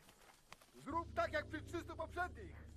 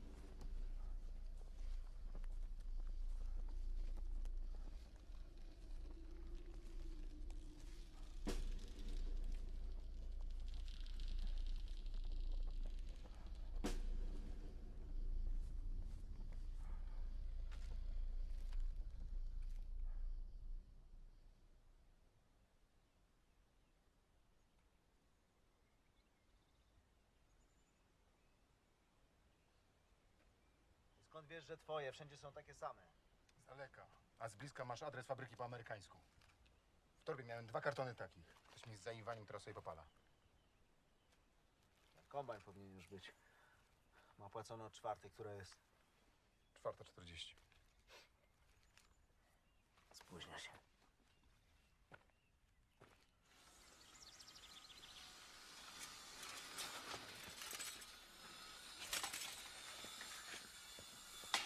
Gdzie mój kombajn? Tobie się ostatnio wszystko myli, Kalina. To nie jest twój kombajn, to nawet nie jest mój kombajn, tylko firmowy.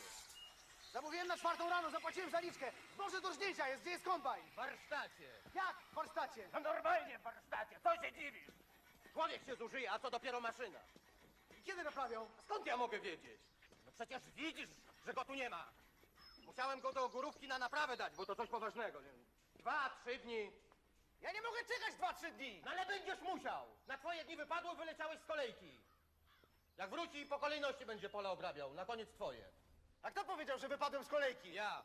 Sprawiedliwie będzie, jak każdy się o te 2 dni przesunie. Wy mnie, Kaliny, sprawiedliwości uczyć nie będziecie, bo póki co to ja tu rządzę. I mogę was albo zapisać na koniec kolejki, albo oddać zaliczkę. No jak? Bydlak, coś kręci. Myślisz, że specjalnie na żniwa kombajn zepsuł? Nie wydaje mi się. Po prostu pech. Pewnie tylko w łapach chce, żeby przesunąć kolejkę o te 2 dni. Jedziesz do urzędu w sprawie tego aktu własności? Nie, jedź sam, ja żniwiarkę muszę przejrzeć. Taki kawał z żniwiarką? Ojciec dawał radę kosą, o żniwiarce nawet nie myślał. Jak chcesz.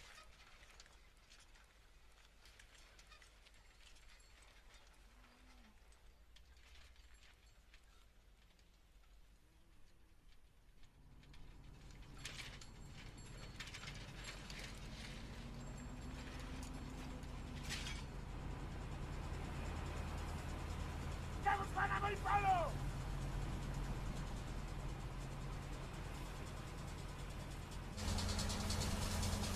A nie spotkali się z Ameryki? Czemu nie jesteś na naszym polu, tylko tu u Żelaka? Mieli pan pretensje do kierownika. Rano chciałem jechać do was, ale on mówi, że mam do Żelaka, to przyjechałem. Ja się grafikiem nie zajmuję, czekam na miasto. Kończ tu i jedź do nas! Ja o tym nie mogę zadecydować, ani pan. To jest dla kierownika i nie ma tak, żeby kombajn po krótkiej przyjechał. Najwyżej się umówcie na jutro. Nie jest wszystko jedno, gdzie robię.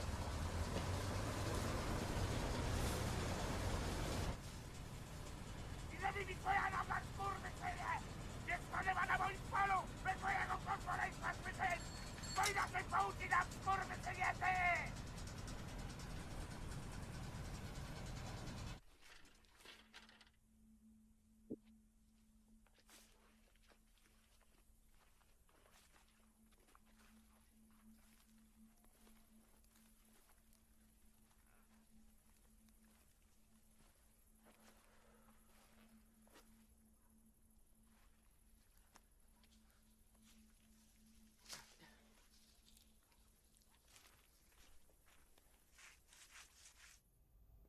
Gdyby szukać po numerach działek, to trzeba by było w kilku miejscach i rejestrach sprawdzać. A tak, jak pan wie, co to jest Potok Białej lub Księży Las, tu pan znajdzie wszystko. Znam te okolice, urodziłem się tu. Jak nazwisko? Kalina. Kalina. To będzie na następnej stronie. Jest. Dziwne. Coś mi się nie zgadza. Jak to się nie zgadza? To niemożliwe. Widocznie zmieniono sygnatury. A ma pan mapy z numerami działek sprzed wojny? Słusznie, bo przed wojną był porządek. Proszę pana, to dopiero zaczęło się po wyzwoleniu. Wszystko. Według tej księgi mój ojciec odziedziczył działki 2365 przez 4, 2365 przez 5, tak? Tak właśnie zanotowano po zmianie sygnatur. Według tej mapy obie działki są w zakolu rzeki. Tak. Tam, gdzie bagna teraz są. To jest ziemia po dziadach, pradziadach. Wasza ziemia. Zaraz pójdę po teczki. Dobra, dobra. To są mokradła i nieużytki. A ja mam dokument, że do ojca należy ziemia od Starego Lasu aż po drogę wiejską. Podpisany przez komisarza do spraw własności ziemskiej przy PKWN-ie.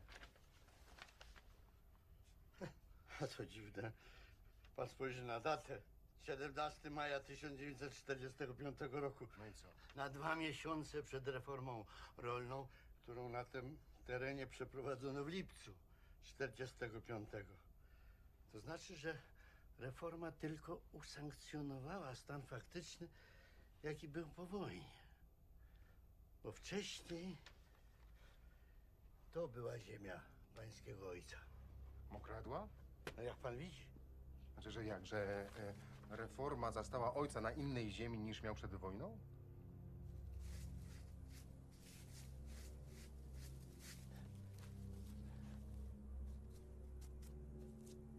W takim razie do kogo należały te działki wcześniej?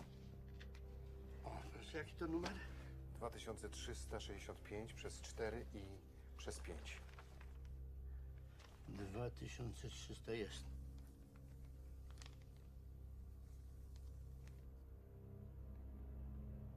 Wimmelman. Abraham. Yitzhak. Akiwa. Syn Repa Abrahama. Zimmerman. A pan sprawdzi Sudeckiego. Na czyjej ziemi mieszka? Jest. 2777 przez 8.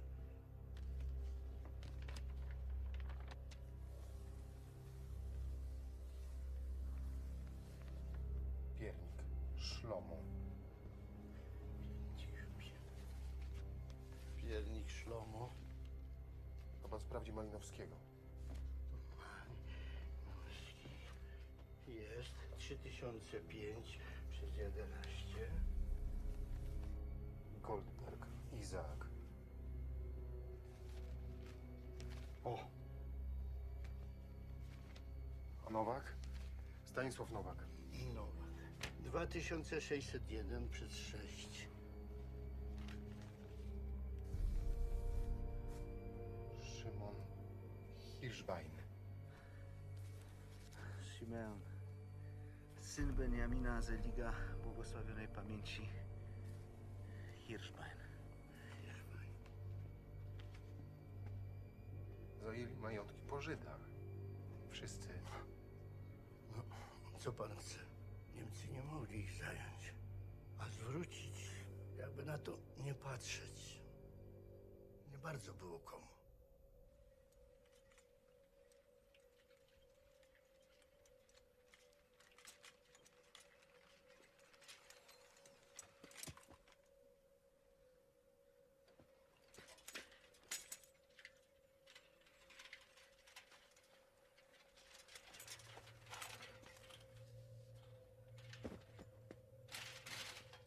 Burek!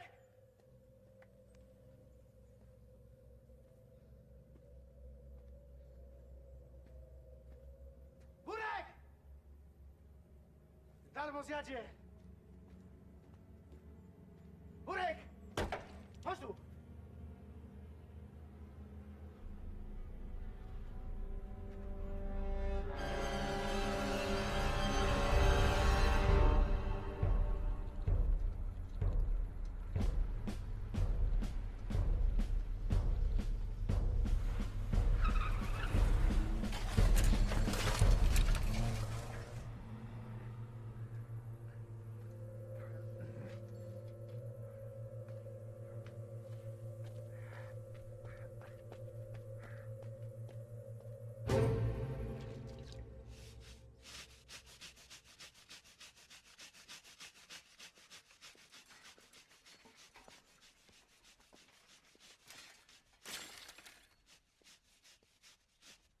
Pomóc ci? Dam sobie radę. Ty za koburka w ogrodzie. Zastrzelili go? To nie Ameryka. Zarżnęli go naszą własną kosą.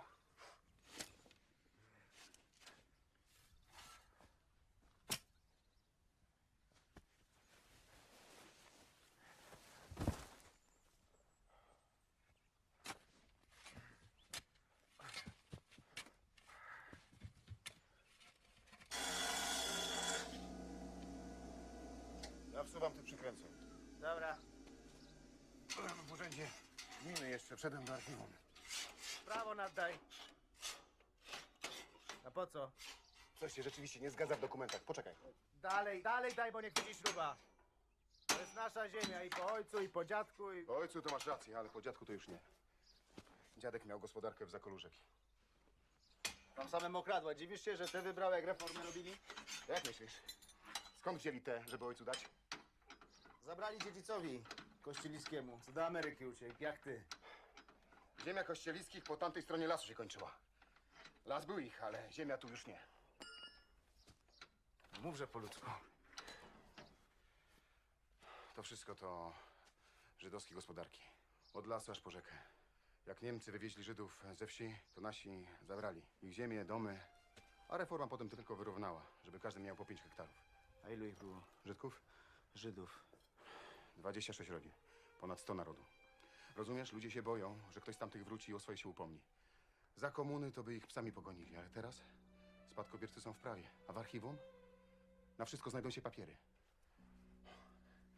Te Żydy to były same małorolne chłopy. Nie podpadali pod reformę. Są w prawie. W Chicago dawno byśmy mieli sprawy pozakładane. Pewien jesteś? Jak Boga kocham. To wszystko żydowskie jest. A my możemy o te bagna się ubiegać od gminy, bo to nam ojciec zostawił. I dobrze, że to nie Ameryka i Żydki tu nie rządzą. Żydzi tu nie rządzą. Bo by dawno było po wszystkim. Ale jak przez tyle lat nikt się nie zgłosił? No toż ci tłumaczę. Za komuny nikt nawet nie śmiał. A teraz to może nawet nie wiedzą, że tu ich rodziny mieszkały.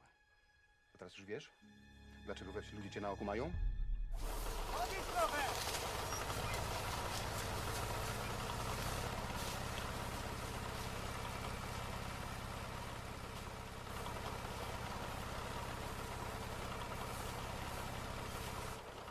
Dobra! Damy radę. Co mielibyśmy mi nie dać?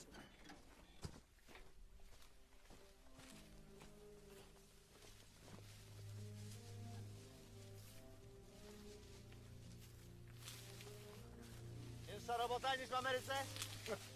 Cięższa? Cięższa nie. Bo i w Ameryce nie jest łatwo. Ale tu na swoim robisz, a nie dla jakiegoś parcha. Co? Czy ja wiem? Sensu więcej. Czego? Nic. Józek, przejdźmy się potem za kole rzeki, co? Poszukamy, może coś zostało z naszej starej chałupy.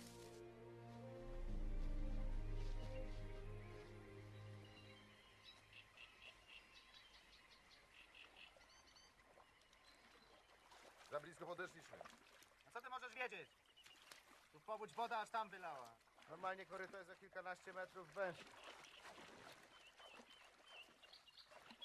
Józek, kto tu jeszcze okupację pamięta? A, nikt? Chyba, że w łapach historyk jakiś. A sum ile ma lat? Ponad 80. Do wojny miał ledwo kilkanaście. Starszych nie ma? Byli, ale pomarli. Stara palka ma ze 100 lat, ale z nią się nie dogada. Głucha kompletnie zdziecinniała. No jeszcze Malinowski. Ma ponad 80. Dobrze ponad. Ale oni z nikim nie rozmawiają. Malinowski? No, on, jego syn, wnuki. Razem z nimi mieszka żona, tatka, znaczy matka tego najmłodszego. Ale ja nie widziałem, żeby oni nawet ze sobą gadali. Dziwne, nie? Ludzie są różni, nie masz obowiązku gadania ze wszystkimi. A ta wariatka w lesie, to nas straszyli jak dziećmi byliśmy? Co ty? Ją to jeszcze za gomułki chyba w domu wariatów zamknęli. Tam umarła pewnie. W Ameryce dużo się mówi, że Polacy Żydów Niemcom wydawali. Szczególnie Żydzi tak mówią. To nie jest dziwne, bo co by nasi mieli mówić? Jest. Jezu. Myślisz, że to nasza chałupa? Innej tu nie ma. Nieduża. Bez porównania.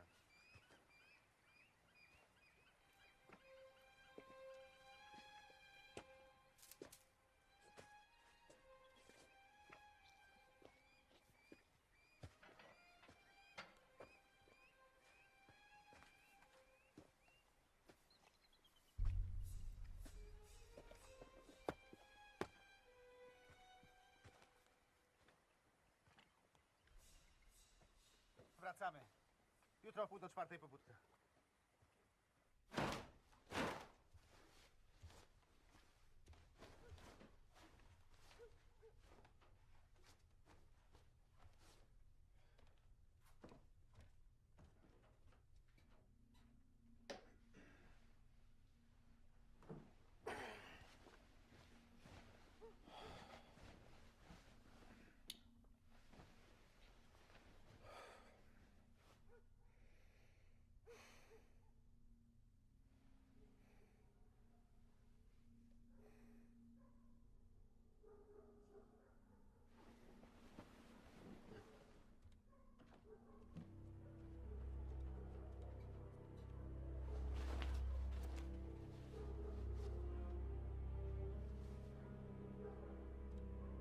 Pali się, Józek!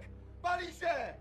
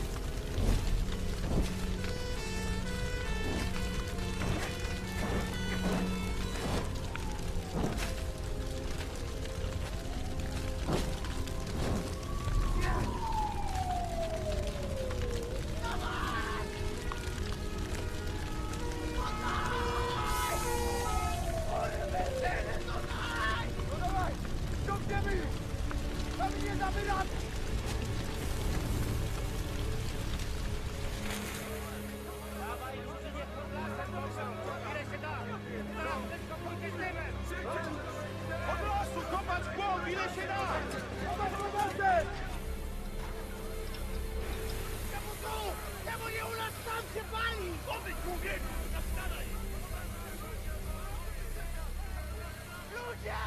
Co wy robicie? To nasze pole się pali! Dlaczego już nikt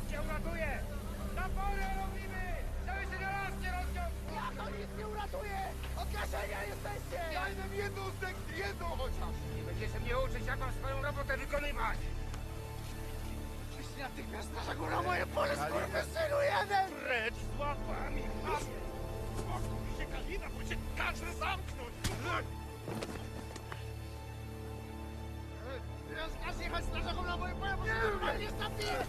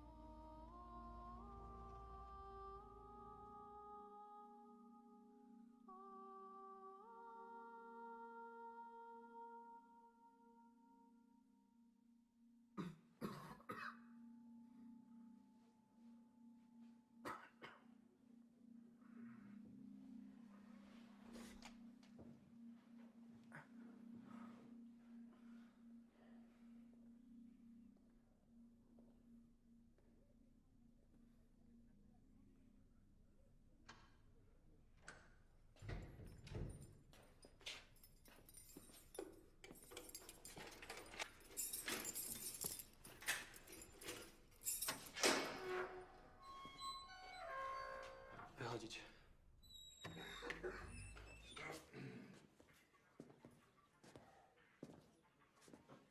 Rozmawiałem z panem komendantem ze względu na to całe nieszczęście, na to, co was spotkało.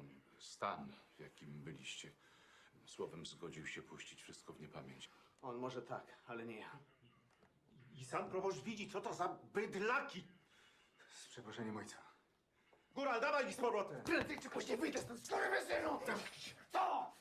Minsk! Co mi każe? Leć! Twój starszy brat. Dziękuję ojcu za wstawiennictwo.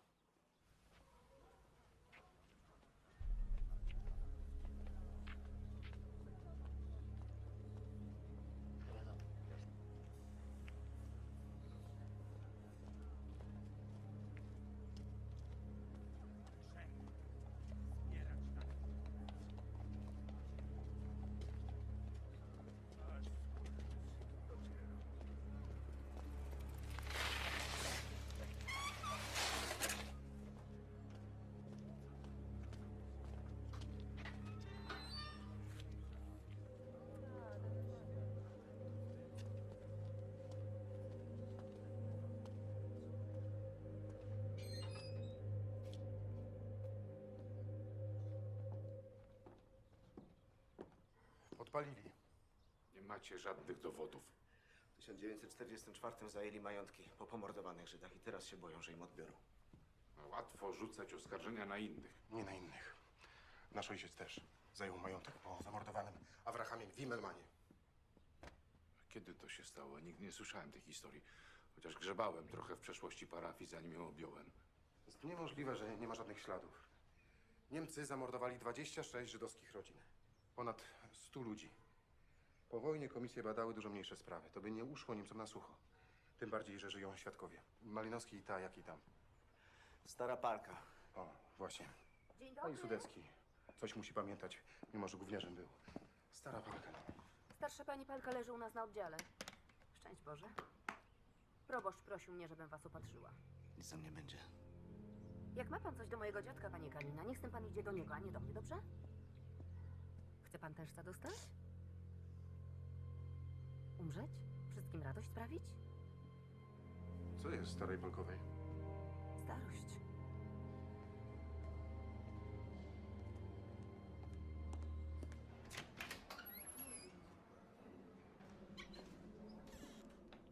Dzień dobry, pani Palkowa.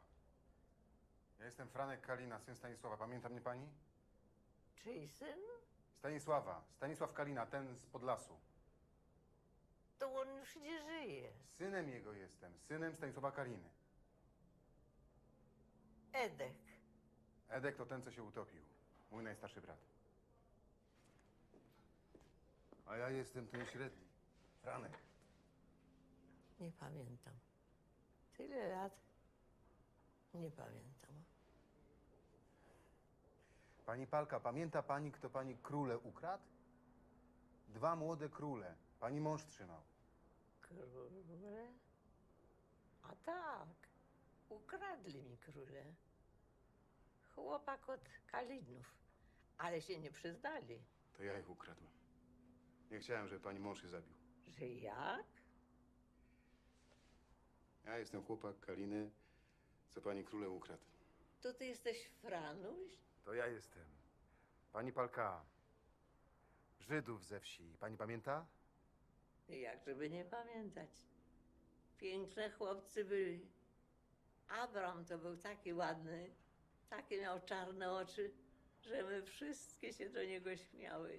Ale on za Helą oczy wypatrywał. A było mi, no, po co tam gadać po próżnicy. Pani Palka, co się z nimi stało? Z Abramem? No z Abramem, z innymi. No jak to w okupacji.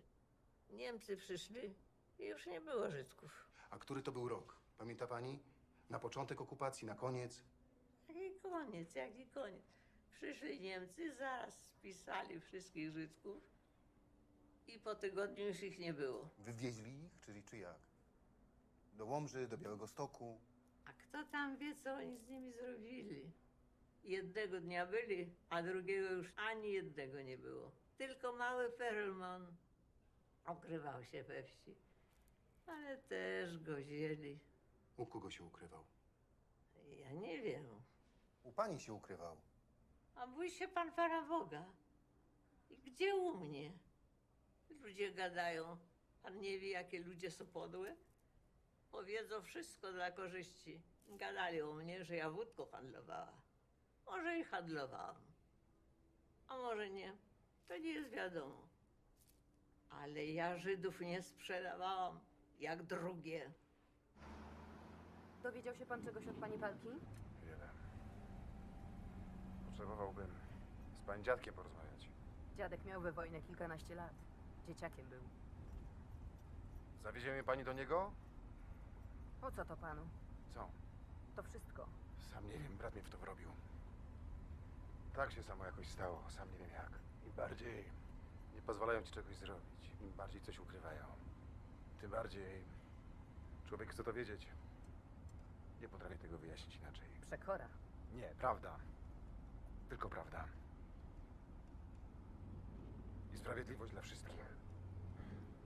Proszę się tu zatrzymać.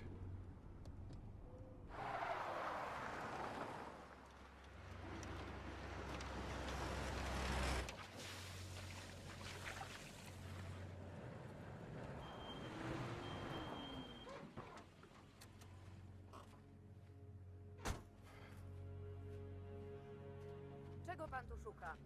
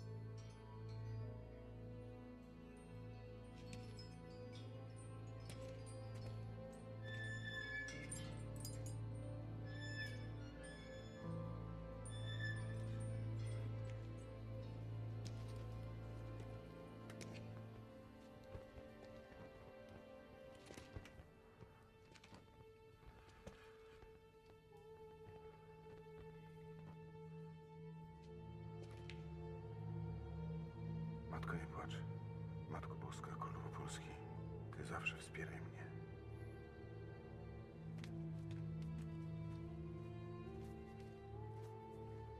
Garbarnia trzymali ich tu, ale nie Żydów.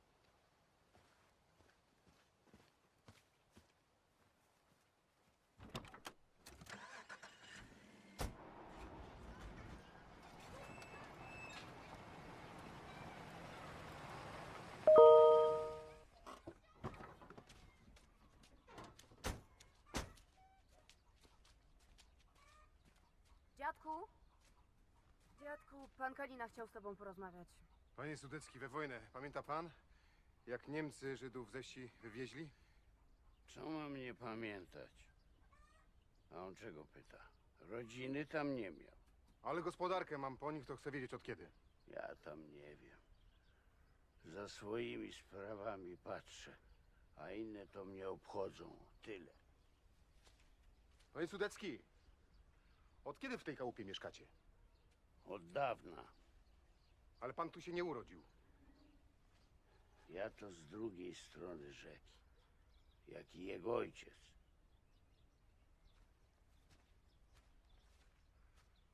Kiedy Niemcy wywieźli Żydów ze wsi? O co pyta? Kiedy Niemcy Żydów zabrali? A skąd wie, że ich zabrali? To może wie i dokąd. Nie wiem, ale się dowiem. Nic się nie dowie. Jak czegoś wcale nie było. Jak to nie wywieźli? Co mnie pyta? Niech w swoim domu popyta. Czego chce u dziadka? Niech to spieprza, ale już! Co was napadło? Zawrze do chałupy. Puszczaj! Zabieraj te łapy! Spokój mi tu, bo w łeb dostanie. Zostaw mnie, Matka! Ja nie mam życzenia, żeby mi się obce po obejściu szwędało. Chciałem porozmawiać, dziadek zgodził się porozmawiać, a Justyna mnie zaprosiła. A, dziadek jest starszy i tego. I może nie chce nic mówić. A ja mam prawo wiedzieć, z kim i po co rozmawia. I od siostry mi z daleka, bo już tej Ameryki nie zobaczy.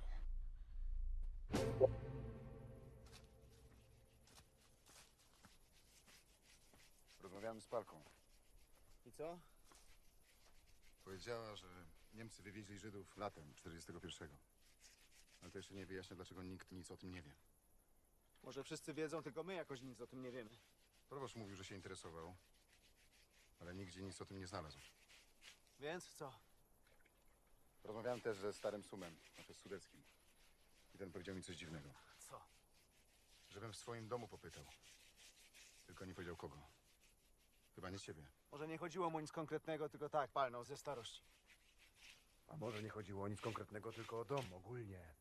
To ci mówię, że w czasie remontu jakby coś było, to bym znalazł jakieś dokumenty czy coś. Nawet podłoga była zmieniana w 80. Nie o dokumenty chodziło Sumowi, tylko o dom. No uprze ci się i masz. Robiłem remont mojego domu. Ale twój dom to nie jest dom naszego ojca! Dom naszego ojca jest nad rzeką. No przecież tam nic nie ma, sam widziałeś. Chodźmy jeszcze raz.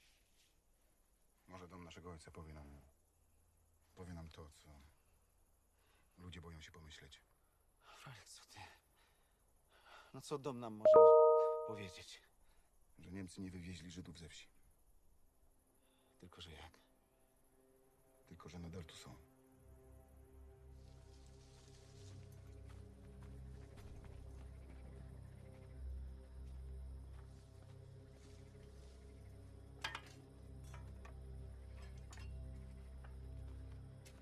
Gdzie? Gdziekolwiek. W środku.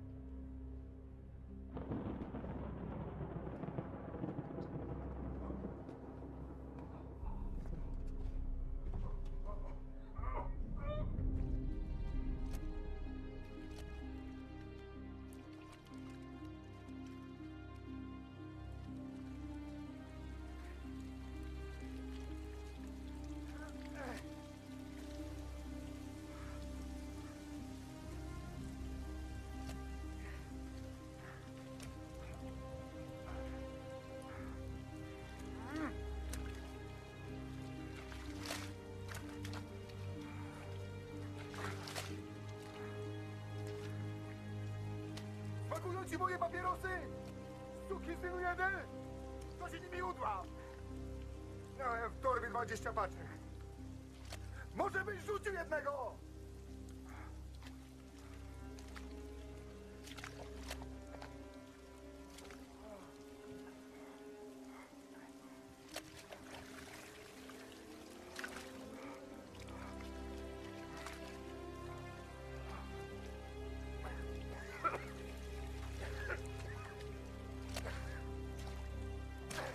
To nic nie ma!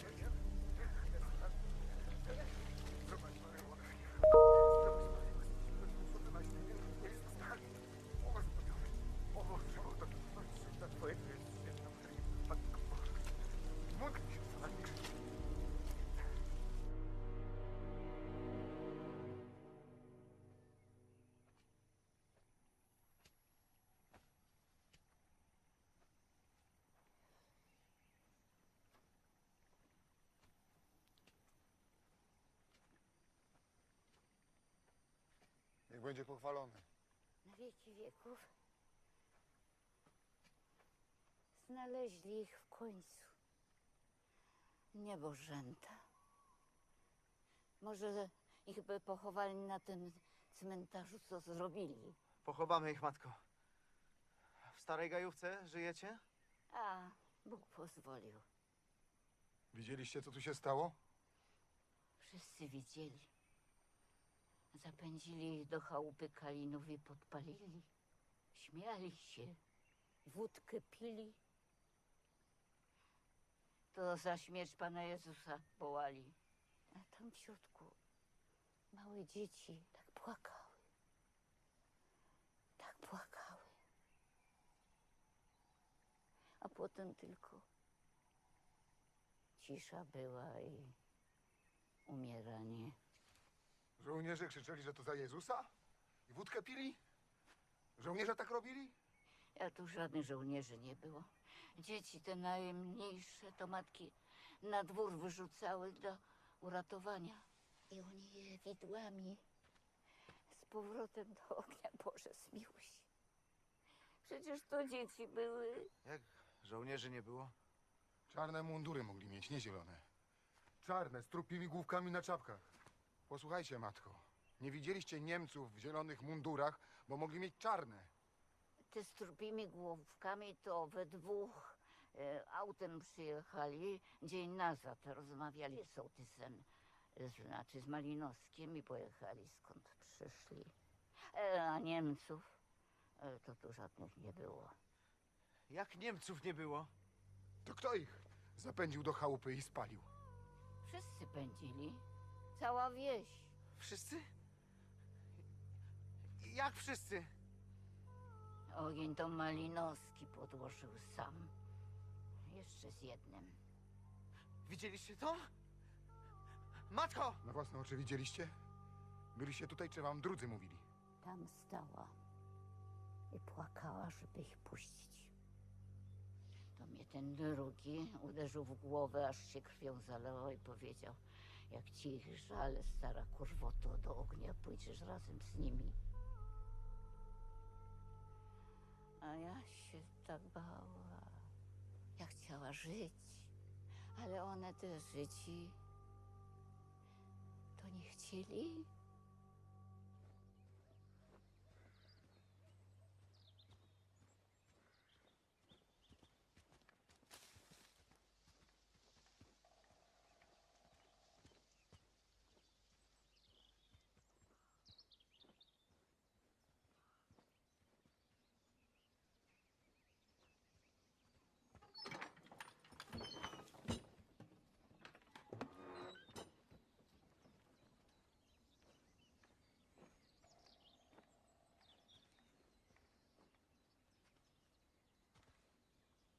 Po co żeś tam przyszli?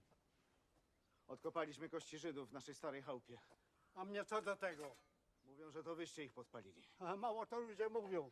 Mnie nic do tego. A syn to gdzie? Sam jestem. I ty, Kalina, winieneś być sam. Ty sam i ja sam. Brata mojego nie poznajecie? Z Ameryki przyjechał. Brat to brat. Może być brat, ale naszym dzieciom nic do tego. To kto ich podpalił, jak nie wy? O tym i gadać nie ma co. Przez 60 lat nikt nic nie mówił, a teraz im się pochówek należy. Może i nie chrześcijanie, ale każdy jeden człowiek ma prawo do grobu, a nie jak kości bydląc rzeźni. A życia im nie przywrócisz? A nieboszczykowi wszystko jedno, gdzie leży. Nie macie racji. Dzieciom ich nie wszystko jedno, gdzie ojcy leżą. A dzieci tam razem z nimi. Kto ich podpalił, jak nie wy? Jak to kto? Niemcy! Mało to Niemcy narodu wyniszczyli? Mało? Niemców tam żadnych nie było. Dzień nazad do was we dwóch oficerowie przyjechali autem i wam pozwolili mordować. Dwóch z SS. A wy już nazajutrz żeście zapędzili wszystkich do naszej chałupy i spalili. Ja sam zapędziłem 120 chłopa do chałupy. Ja sam! Bajki pieprzyta Kaliny. Bajki! Wszyscy we wsi pomagali, ale wy żeście sam ogień podłożyli. Bajdy i nic więcej. Gadać każdy może. Malinowski, ile macie lat? Tak po 90. Może jutro umierać przyjdzie? Może i dziś. A więc gadajcie jak na ostatniej spowiedzi. Samemu ogień podłożyliście? Aha, myślę, że się śmierci boję. Ten się śmierci nie boi. Co śmierć widział jak normalną rzecz. Co wie, że psa zabić, a sąsiada to jedno. Ja sąsiadów nie zabijałem. Nie opowiadaj jak nie wiesz. Ja sąsiadów nie zabijałem. No sąsiadów nie, ale Żydków żeście zabili. Mówcie prawdę. Hardy jesteś, Kalina. Oj, hardy. Prawdę chcesz znać. A wiesz ty się tą prawdą nie udławisz? Wiesz, jak na spowiedzi chcesz gadać, to ci powiem. Łodzień był podłożony z dwóch stron na raz. I to wasz ojciec go podkładał. Wasz ojciec Kalina Stanisław go podkładał. To mówię jak na spowiedzi. Zakoptaj tam nazad, niech sobie tam leżą. Stary! Józek, Prawda w oczy kole. Józek, zostaw!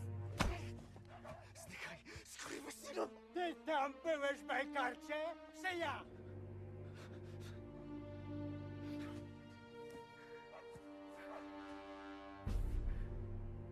Twój ojciec Żydów piłą rżnął i kopał po gościńcu głowę tej halszki mięcowej, bo go do siebie przed wojną nie chciała dopuścić. To ją gonił po gościńcu i potem za włosy i o ziemię. Za włosy i o gościniec. Za włosy, a ona tylko mamę, a on ją o gościniec, o gościniec, o gościniec. To jej łeb urżnął. Taką prawdę chcesz ludziom mówić? No taką chcesz? Ja jako świadek zaświadczę. Chcesz, skurwysynu? No. To na mnie ręki nie podnoś.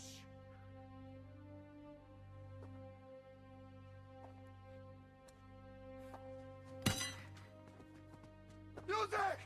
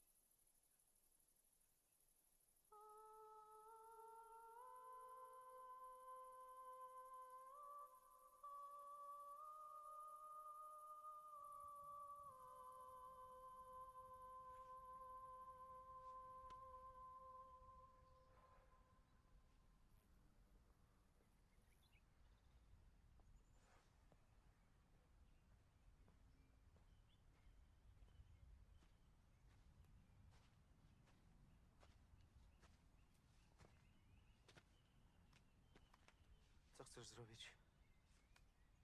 Nic, co można zrobić. Pochowamy ich we wspólnej mogile na naszym cmentarzu. Jak zaczniemy przenosić kości, to się wszystko wyda. Dowiedzą się o tym w gazetach, urzędach. Zrobi się szum na cały kraj. Zrobi się szum na cały świat. Ja znam Żydów w Chicago. Oni nie odpuszczą. Jeszcze w 20. pokoleniu będą mówić o naszej wsi, o Malinowskim, o naszym ojcu. I takie jest ich prawo. A nasza nadzieja, że takich jak nasz ojciec więcej nie będzie. I daj Boże, daj Boże. Pochowamy ich tam, gdzie żeśmy ich znaleźli w nocy. Co? Nikt się nie dowie. My wiemy. I umrzemy z tą wiedzą. Nie. Tak. Nie, Józek. Ja myślę, że świat to jedno wielkie kurestwo. I my tego nie naprawimy. Ale wiesz co? Nie dołożymy do tego ręki. I to jest już dużo. Dosyć świństwa w naszej rodzinie do końca świata. Amen. Uciekłeś od tego 20 lat temu. Wracaj do Ameryki, a nasze sprawy zostaw mnie. Jestem twoim bratem. Nie jesteś moim bratem. Wyrzekłem się ciebie, jak wyjechałeś. Ojciec cię wyklął. I nikt tu nawet twojego imienia nie wspominał przez te wszystkie lata. Tylko matka za tobą oczy wypłakiwała po kryjomu, bo bała się przyznać. Mój brat umarł. W 80. Wobec mojego domu. Jestem twoim bratem. Bracie!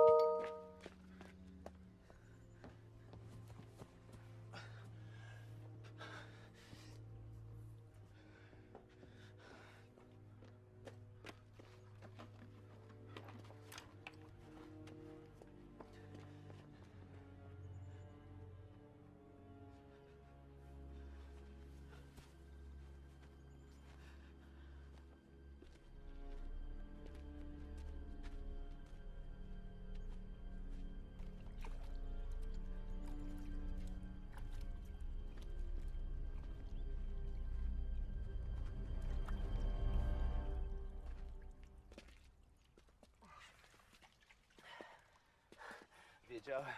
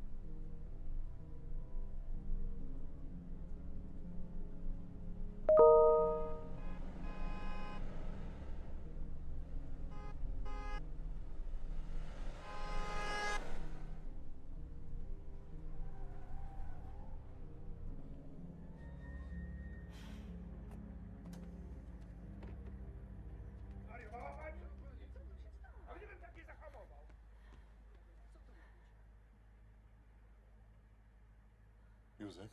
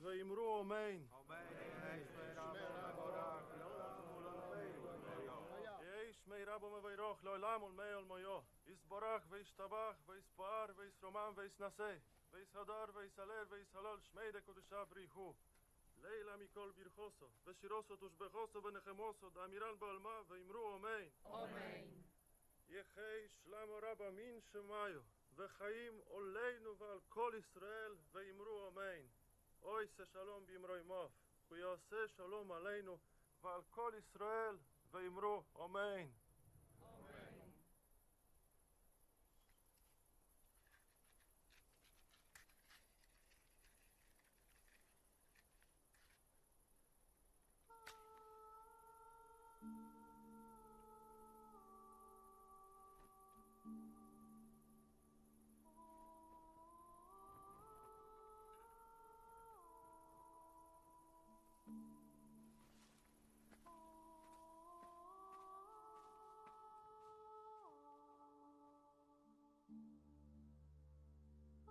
Movie. Before we hear from Debra and how she decided to pick this movie for our film presentation today, I'm going to just give us a chance to reflect on the movie and to listen to one of our musical guests.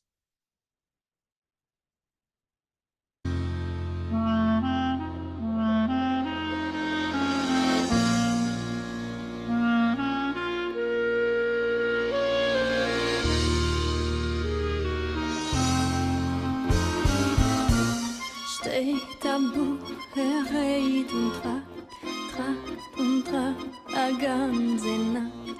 Beimen zu nehmen, ihn nicht verschämen. Beimen zu nehmen, ihn nicht verschämen. Tumbala, tumbala, tumbala, laika. Tumbala, tumbala, tumbala, la. Tumbala, laika, spiel balalaika. Tumbala, laika, Freitag zum Sehen. Mädel, ich will bei dir freuen. Muskeln wachsen, wachsen und regen. Muskeln brennen, die nicht aufhören. Muskeln denken, weinen und tränen.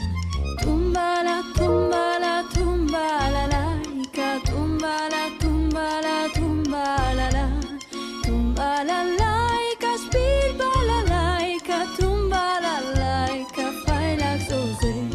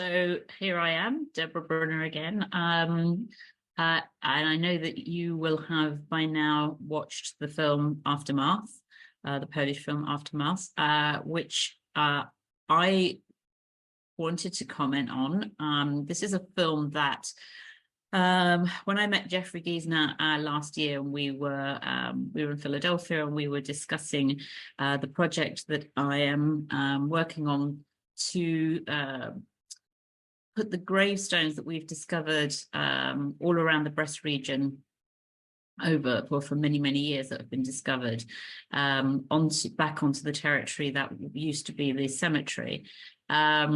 We got chatting, and I said that Jeffrey said, how can we help? How can I get involved? And I said, well, it's really great when you can create events around this subject matter. And I told him about this film Aftermath that I had shown back in 2014, I believe it was, in a cinema, in a movie theatre in London.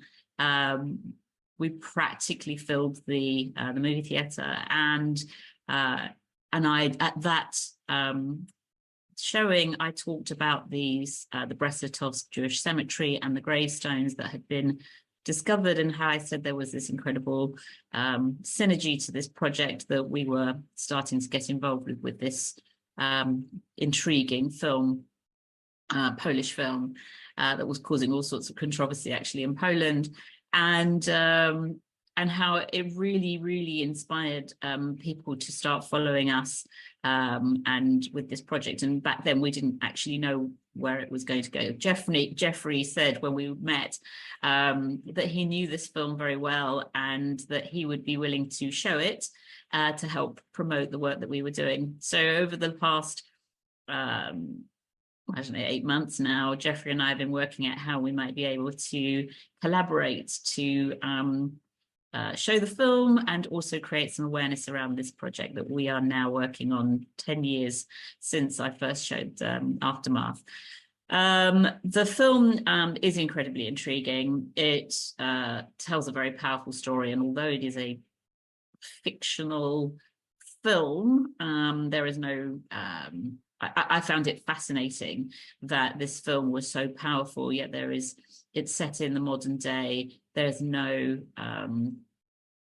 footage or visualization of anything that took place during the Holocaust years in Poland. Yet it very cleverly tells a very powerful story. And I, interestingly, a little side story that when we were just starting out with this cemetery project, we had I used to run youth camps in Belarus. I used to take young adults, mostly Jewish youth workers who had experience of running summer programs in this country. I was taking them out to Belarus to do some peer-to-peer learning. They could work with the young people there to help them to learn how to run their own summer programs. And then we were running programs together, bringing young children to do programming over the several weeks in Belarus. It was incredibly empowering. It was a huge learning curve for the UK youth workers, as well as it was for the Belarusians. It was a real turning point, actually, for all the work that we were doing as a charity in the country. While we were there 1 year, I took one of our team, who was a filmmaker, with actually my son, who was one of the youth workers that year. We went down to Brest, and I said, let's peel away from the summer program for a day and see if we can get a little bit of film footage of the gravestones that had been collected in Brest. And we did. And we, Ben, who was our cameraman, said, I really don't know how much footage I'll be able to get. I'm not sure I can make a compelling film if we're only going to be there for a couple of hours, because it was a 5-hour drive to get there, and then a 5-hour drive back, and we knew we'd only be there for a few hours. However, on arrival at the Jewish Community Centre in Brest, the phone rang, and a local man who said, I think I've discovered a Jewish gravestone in my garden. I'm digging up my garden to put in a new path. So we all jumped in the car and we drove down to where this man was, and lo and behold, it was definitely a Jewish gravestone. Matsevo was actually in very fine condition. He stood it upside down because he couldn't read Hebrew, so he didn't know what he was seeing. But we said we would take it to where the others were being stored, under the arches of the Brest fortress at the time, and it was so heavy that we actually had to, there was no way it was going to go in a car. So we had to find someone with a van, and it took 4 men to lift this gravestone into this van and out. And we took it over to where the others were. And my son had a friend who he went to school with, who had just qualified in journalism from her university, and we said, shall we tell Kate about this story? Maybe she can put it into a newspaper somewhere. Anyway, so Jacob, my son, and Kate worked on a story together, and she managed to get this story into Vice Online, which she was very shocked at, because she said that it takes it's very hard to even get the attention of Vice, but this story immediately got their attention. And it went into Vice. By the time it was published, the following day, I had a phone call from various different newspaper outlets, including the Times of Israel and Ynet News and the Daily Mail here in the UK.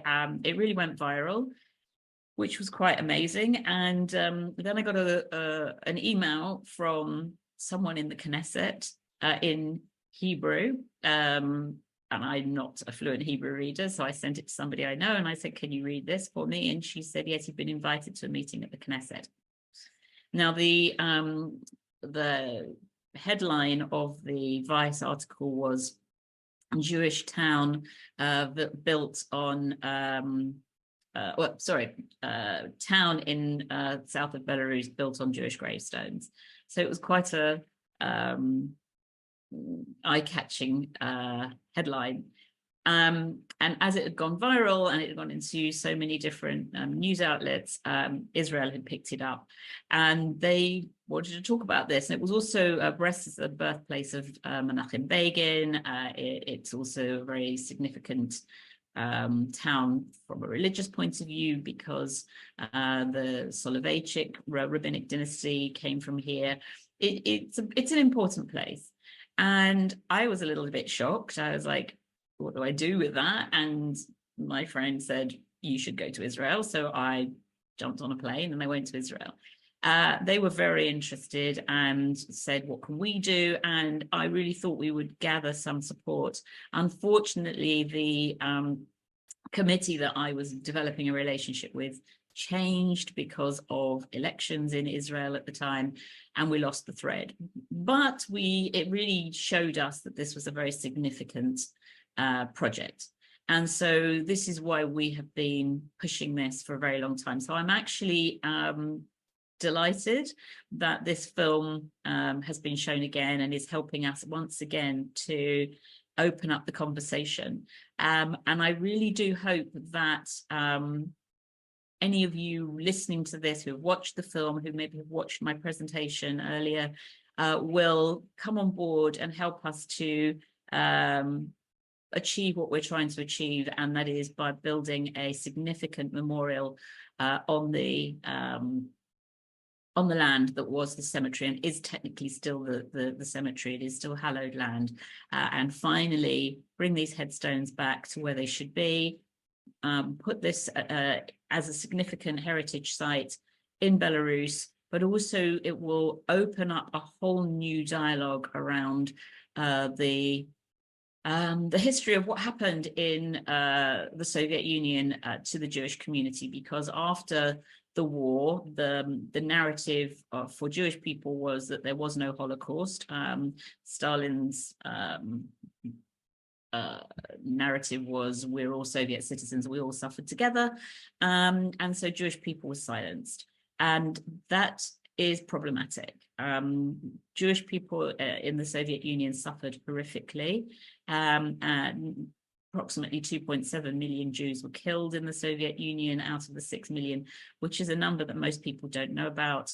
It was a Holocaust by bullets, and there is so much to talk about and to bring into the light, and that is the work that we're doing today. And of course, it empowers the Jewish communities that are there today. So it really, really is important. So thank you to Jeffrey for showing the film, for giving us airtime around this very important project.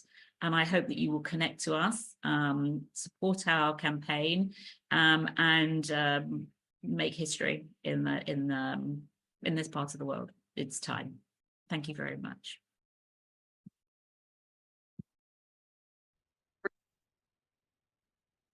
Thank you, everyone. This is Jeffrey Geisner, founder of the Jewish Culture and Holocaust Remembrance 10-7 group and the One Revolution.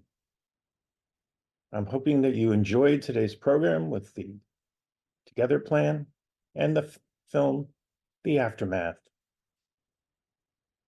We're going to be exiting with some more music and a message from Debra Brunner.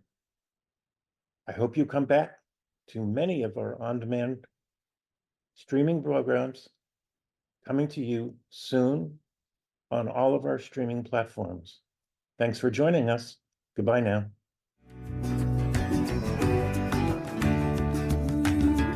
Me and all my friends were all misunderstood.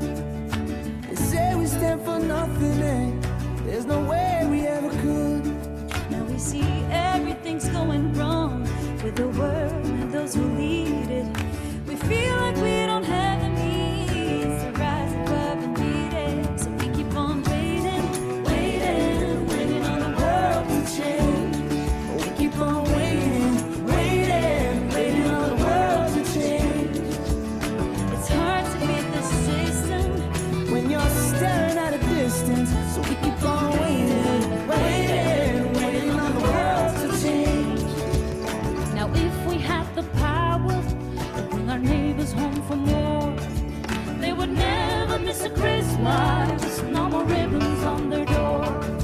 When you trust your television, what you get is what you got. When they own the information, oh, dead and home and wrong. So we keep on waiting, waiting, Waiting on the world to change. we keep on waiting, Waiting, waiting on the world to change. It's not that we don't care, we just know that the fight ain't fair. So we keep on waiting, waiting, Waiting on the world to change.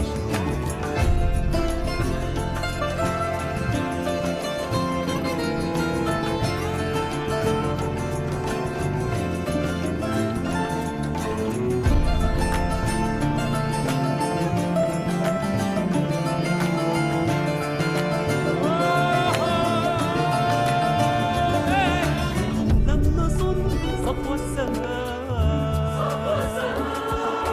فلننتظر أجل الحكاية. فلنبقي ما يروي الظما وليبقى من يروي الرواية. We're still waiting, waiting, waiting on the world to change. We keep on waiting, Waiting, waiting on the world to change. One day our generation is gonna rule the population.